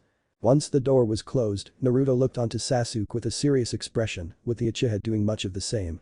"I said we would talk later," Sasuke said simply, allowing himself to sit on a shiny chair that was nearby and gaining the unnerving attention from his teammate whilst kirking a curious eyebrow. "It's later." Naruto snorted at his sheer bluntness, but nodded along nonetheless. "Alright. Shoot. Why did you have Zabuza's sword?" The blonde nodded once before falling silent, allowing his brain to produce the desired answer. In his case, he had to come up with a convincing lie. Against an Uchiha, no less. "You know the red tile sub-district in the marketplace?" The Uchiha nodded and affirmed. He knew about it but never personally shopped there. It was full of usually shady characters with either overpriced or cheap as fuck items that may or may not be good or bad quality. It was a gamble, really. Seeing his nod, Naruto continued. "That's usually where I get most of my stuff. Since I was an orphan, actually. My allowance that we're given in compensation for us living by ourselves isn't much, so I have to make do with cheaper things. I shop there all the time, especially for clothes and weapons. Especially weapons. They claim they find shuriken and kunai in the oddest places, especially in their travels." Sasuke nodded in understanding. He couldn't count the amount of kunai and shuriken he had to replace because they were used in combat and forgotten about, so the logic made sense. It would be easy for a civilian to find them, especially after a larger skirmish, and profit from used but still decent weapons. Anyway. Old habits die hard and I've never had a problem with buying hand-me-down weapons to begin with since they get lost more often than not anyway, so I was there buying weapons and supplies and things. Got some good deals too, he grinned for a moment before getting serious again. They usually sell the best stuff last, you know, best for last or whatever. And I saw it, Zabuza's sword, just sitting on the auctioning podium. The guy didn't even know what he had laying there. He thought he found a useless cleaver and bid for it cheap. Nobody wanted it cause of the size of the thing. At first I wasn't sure if it was actually his or not, but I thought for sure it was. So I bought it." The blonde shrugged. "Turned out it was." "Just like that?" Sasuke quirked an eyebrow, obviously suspicious of his story. "Just like that," he repeated. Sasuke took a moment to mull over the newfound information. His story made sense, and during his explanation, Naruto didn't make any facial expressions that he could deduce to be false, but he couldn't help but have the nagging feeling that he wasn't being truthful. Call it a Uchiha intuition. He decided to let it go for now. Why does it glow the way it does with you? It stayed like a normal sword when Zabuza wielded it. That's easy, Naruto said, sitting a little straighter, looking almost prideful. It was rare that the Uzumaki could lecture an Uchiha about topics that he didn't know much about. Jiraiya explained it pretty well. It was Kisame, accurately, but what's another white lie? The 7 Swordmen of the Mist have legendary swords that are actually sentient.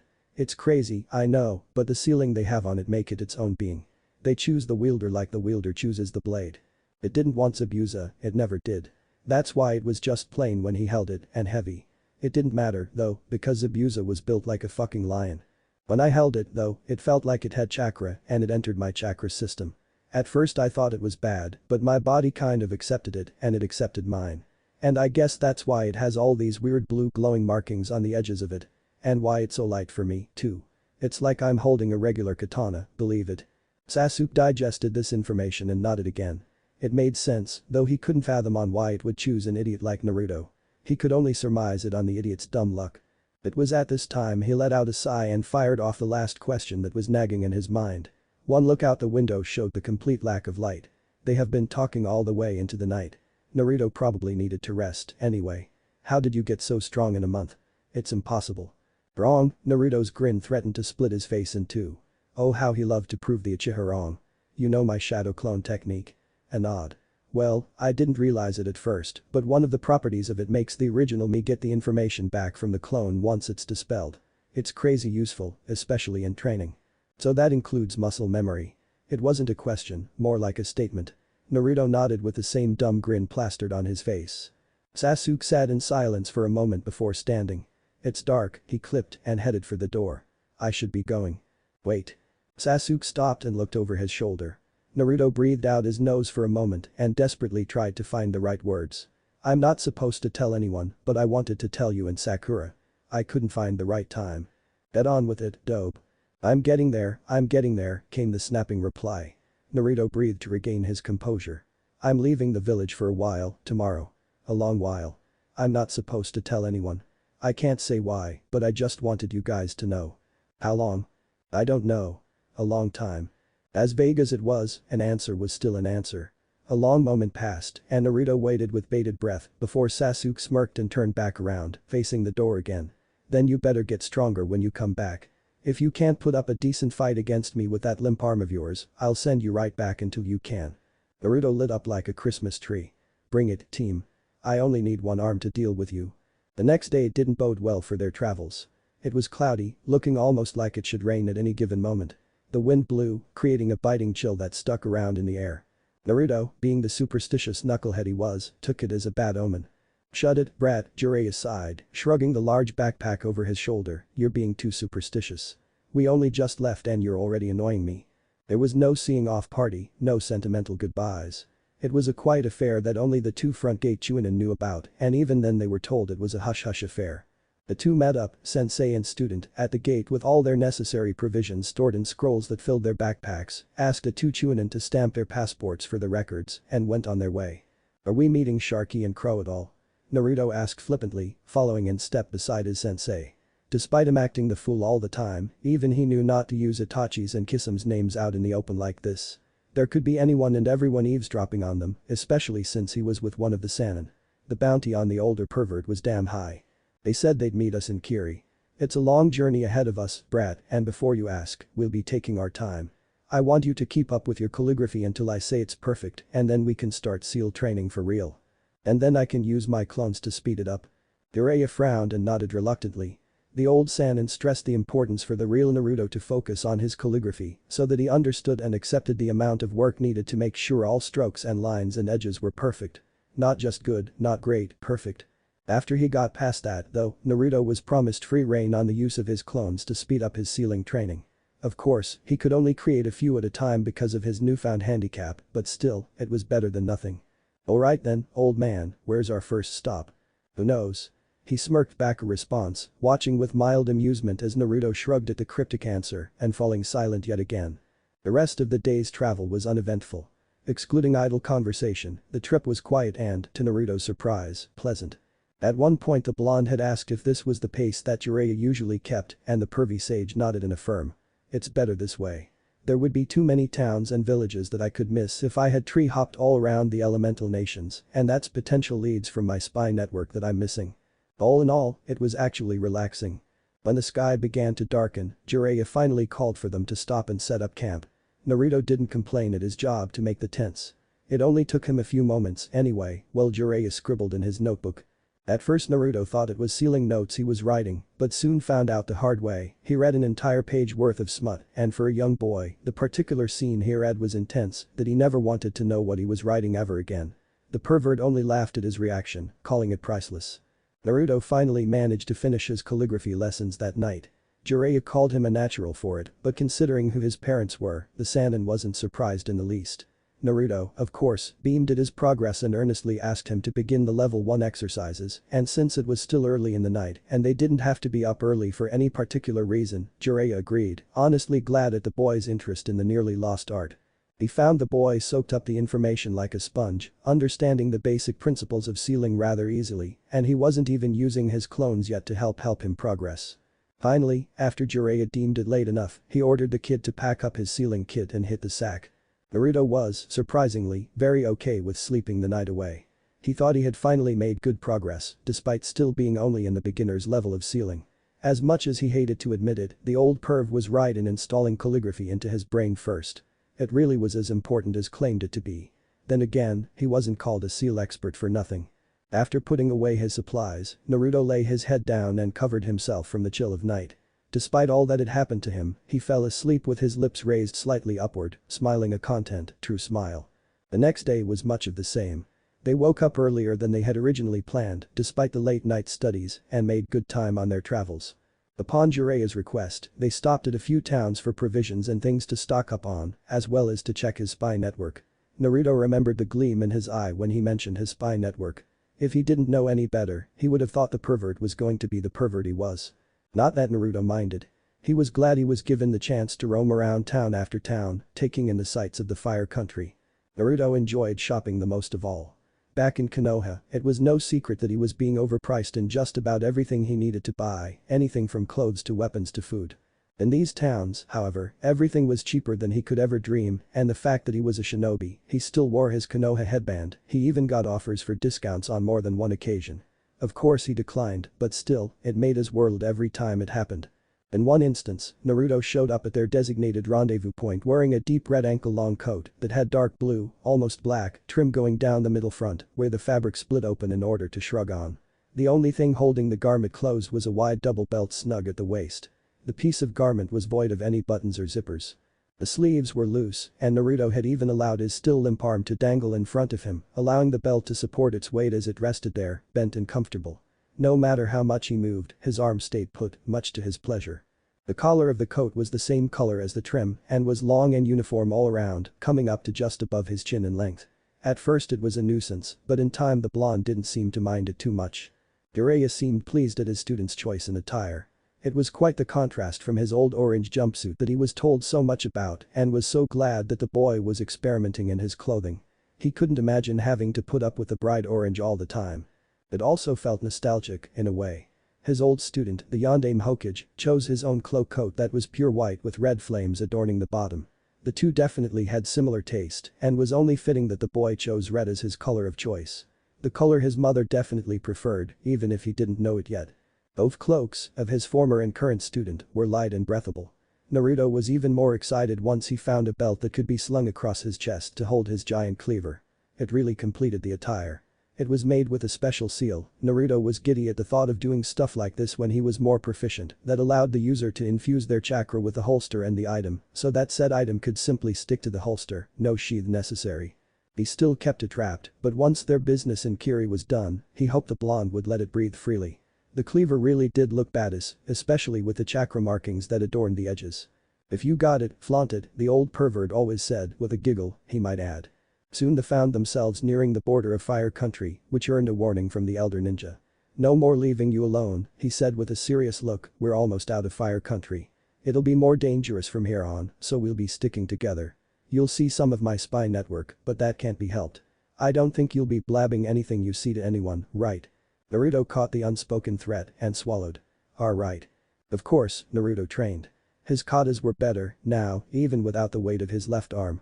It unbalanced him at first, but he learned to cope with it and worked around his disability. All he needed now was experience to refine his skills and polish it into diamond, so to speak. His Jutsu was coming along quite nicely as well. Despite being on the road for only a few weeks, he had already mastered the first level and was working his way onto the second. This time it was much more difficult to grasp, with more and more complicated arrays and concepts being thrown his way. He definitely utilized his clones a lot more, and boy did it help. Currently, they were aboard a ship that left from the Wave Village to Water Country. Much to Naruto's chagrin, Jiraiya decided to not allow Naruto to see his old friends back in Wave.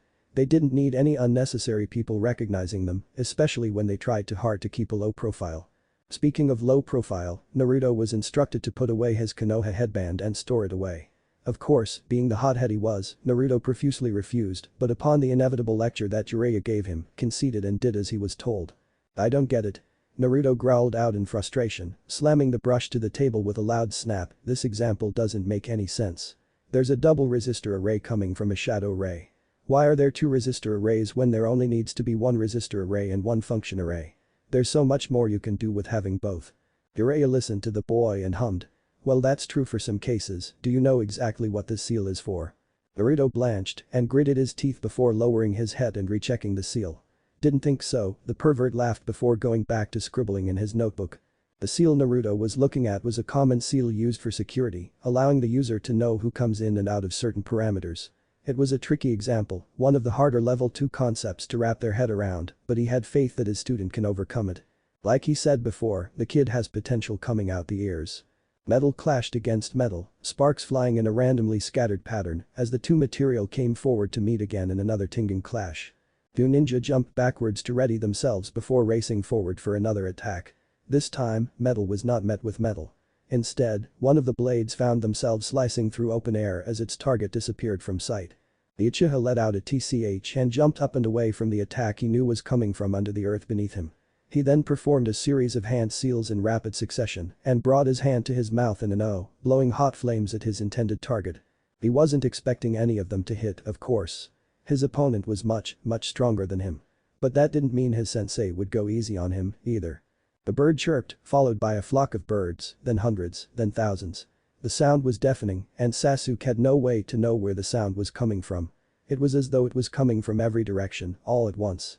Blue light surrounded him, too much light, impossibly too much light, and after the realization struck, he grunted out a kai before bringing his arms up and across to shield himself from the fist directed at the center of his face. Better, Sasuke, but that Jinjutsu was on you for 10 seconds before you realized it. You can't always count on your Sharingan to use during a fight. And he was right.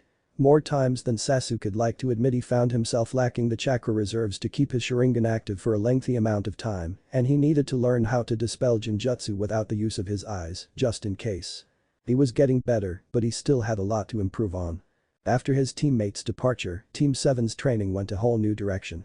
Kakashi personally tutored Sasuke, while Sakura wanted to focus on Jinjutsu. While Kakashi knew a lot about the art of illusion, he was ill-equipped to teach her, solely because he used his lone Dijutsu to do the illusions for him. Instead, he offered her to train under Kurenai, the master of Jinjutsu. She eagerly accepted the offer. That's not to say that Team 7 didn't do missions together. They did missions every other day, D rank at first to help build the village back up to what it once was, and progressing onto C and B ranks within a few weeks' time. Their rigorous training schedules offered very little downtime, and after the news of their teammate leaving for an unknown amount of time, it drove them to train even harder.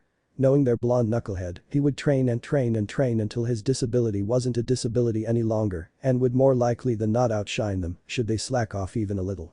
At least, Sasuke thought so. His sensei asked on more than one occasion why he wanted to train and get stronger so badly. Of course, Kakashi thought it a rhetorical question and expected the answer to be to kill my brother and avenge my clan, but instead, Sasuke just shrugged and replied with his stoic tone, because that idiot isn't going to be slacking. He's training under one of the Sannin. I have to make sure I don't fall behind. But what of your goals?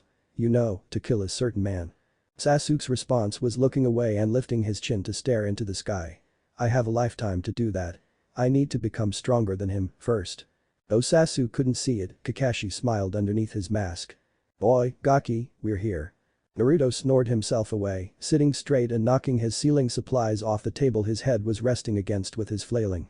"Ugh, I'm up," he repeated to himself, bringing his right arm up and wiping the drool off his face. Jiraiya chuckled and patted his student's shoulder. "Gather your things and get ready. We're almost at Kiri." "What? Already? I thought it was a hidden village, how can we just sail right in?" "We're not actually going to Kiri, you moron," Jiraiya sighed, running a hand through his hair before he fell into another lecture, it seemed to be the common theme through the trip so far. "We're going to the rebellion's hideout. And no, I won't tell you where it is. You'll see soon for yourself." Naruto frowned. "How do you know where it is? It's supposed to be a secret, isn't it?" "Kid, did you forget who trained you?" He could tell Naruto thought for a moment before a light went off in his head. "That's right, kid. Sharky told me before he left Konoha. They should be waiting for us." "Well then what are we waiting for? Let's go." "Pack your shit up, Dumbus." Naruto screamed and began to scramble to seal everything away. Jiraiya only muttered obscenities under his breath before calling out to him, "And next time if you almost forget your supplies, I'm just going to watch it happen and enjoy watching you struggle. Jerk. Brat." The rest of the voyage ended in silence, both parties annoyed with the other. And boy, did Naruto hate the silence.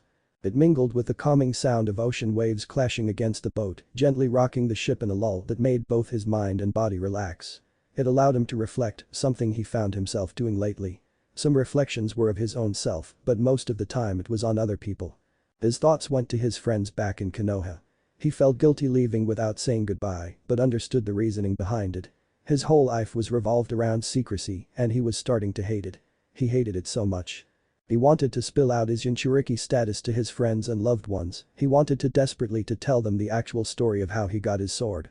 Most of all, he wanted to come clean to Sasuke about his training. But he couldn't. He knew he couldn't. Naruto was dense sometimes, but he knew if he had told him that Itachi was teaching him, it would break the boy. And what's worse is if he told Sasuke the real reason why the Uchiha clan was massacred, Sasuke would literally go insane with anger. He would blame Konoha, blame the Hokage, blame the council, and still blame his brother for destroying his clan and his life in the process for peace. As sad as it is, Naruto had to agree with him. He couldn't accept that a massacre of an entire clan was the only solution available. If it was, were they really any better than the bloody mist they came to help put an end to? Jiraiya snapped the boy out of his thoughts, breaking the silence as the ship jerked to a stop. "We're here." They were immediately herded off the ship and onto the long wooden docks. Mist surrounded them, but that came as no surprise to them. It was to be expected. The mist cleared, mostly, once they were a few miles away from the port. At that moment, Jiraiya came to a halt, as did his student, and the elder turned around and smirked. "Ah, there you are." Naruto turned around and grinned at the figure standing before him. "Sharky." Said man grit his teeth and resisted the urge to slap the kid upside the head. "Shut it, brat," he murmured, before gesturing for them to follow. Despite them trying to keep a low profile, they kept a pretty quick pace. Naruto didn't argue. The sooner they met the resistance, the better. He wanted to finally help make a difference, and he waited long enough. Minutes of travel turned into hours, all of which was in silence. Both of the elder ninja were quiet, and despite Naruto's brash nature, forced himself to remain silent as well. There had to be a reason for that, and he didn't want to find out why here and now. He could wait for an explanation later. They came to another shore, this one very far away from any civilization. There were no roads and no paths for miles, only trees turning into a misty beach. Sand found itself in his clothes, something that irritated Naruto to no end. "I fucking hate sand," he grimaced as he felt grains filling his shoes with each step he took. Thankfully, it wasn't long until they got to a metal door built inside the sandy terrain. Kisame opened the door and wordlessly beckoned them to enter. Jiraiya nodded once and followed orders, and Naruto reluctantly obeyed. Kisame shut the door behind them, locking them inside with a shudder of creaking metal. "Bet that was the longest that the brat's been quiet this whole trip, Ami, right?" Kisame grinned at Jiraiya's expression, obviously confirming the Sharkman's theory. Naruto growled and was about to retort but was cut off by another voice sounding down the hall behind him. "Welcome, Konoha Shinobi." There stood a woman, gorgeous in every aspect, adorning a blue dress that accented every curve and lipstick that contrasted the dress, yet made her face look absolutely irresistible. It took every ounce of Naruto not to stare with his jaw to the floor. "Greetings, Mai-sama." Jiraiya bowed politely, and Naruto did the same. "You must have had a long journey all the way from Fire Country," she mused lightly. Small talk. Important figures always made small talk. And judging the way Jiraiya bowed to her, he didn't bow to anyone, they bowed to him. He could only conclude that she was the leader of the rebellion that he's heard so much about. And by Kami was she stunning. It was by all means no trouble, Jiraiya responded in kind. This is my student, Naruto Uzumaki. It's, an honor to meet you, Naruto managed, flustered beyond words at the spotlight his sensei just put him under. How the hell was he supposed to act? He's never had a conversation with someone politically important that wasn't Hiruzen or the old perv himself. The auburn-haired woman laughed, light and genuine, and Naruto began to curse at her. Was everything about her so damn attractive? No need to be so nervous, Naruto Uzumaki. We are allies, or, rather, soon-to-be allies. Her smile sent shivers down his spine, and Naruto only nodded in response. What's the matter, kid, think she's gonna bite your head off? Can't believe you're afraid of her when I've been threatening to do that to you since we first met. Kisum grinned his animalistic grin, and the blonde only glowered at him in response, momentarily forgetting just who was in his presence. Stuff it, Sushi. Oh, shit, did he just tell Kisum off? In front of the rebellion's leader. Great first impression, Naruto, he thought with an inward bitter pat on the back. Instead of the scolding he'd expect, he found Mei laughing heartily at their antics. With smooth hands, she beckoned them forward. Come inside, we have much to discuss. What if Itachi trained Naruto for the chunin exams? And thanks for watching my video till the end. If you enjoy this content, then do consider subscribing to my channel and leave a like if you guys need the next part, comment down, and thanks for watching the video and see you guys in the next video.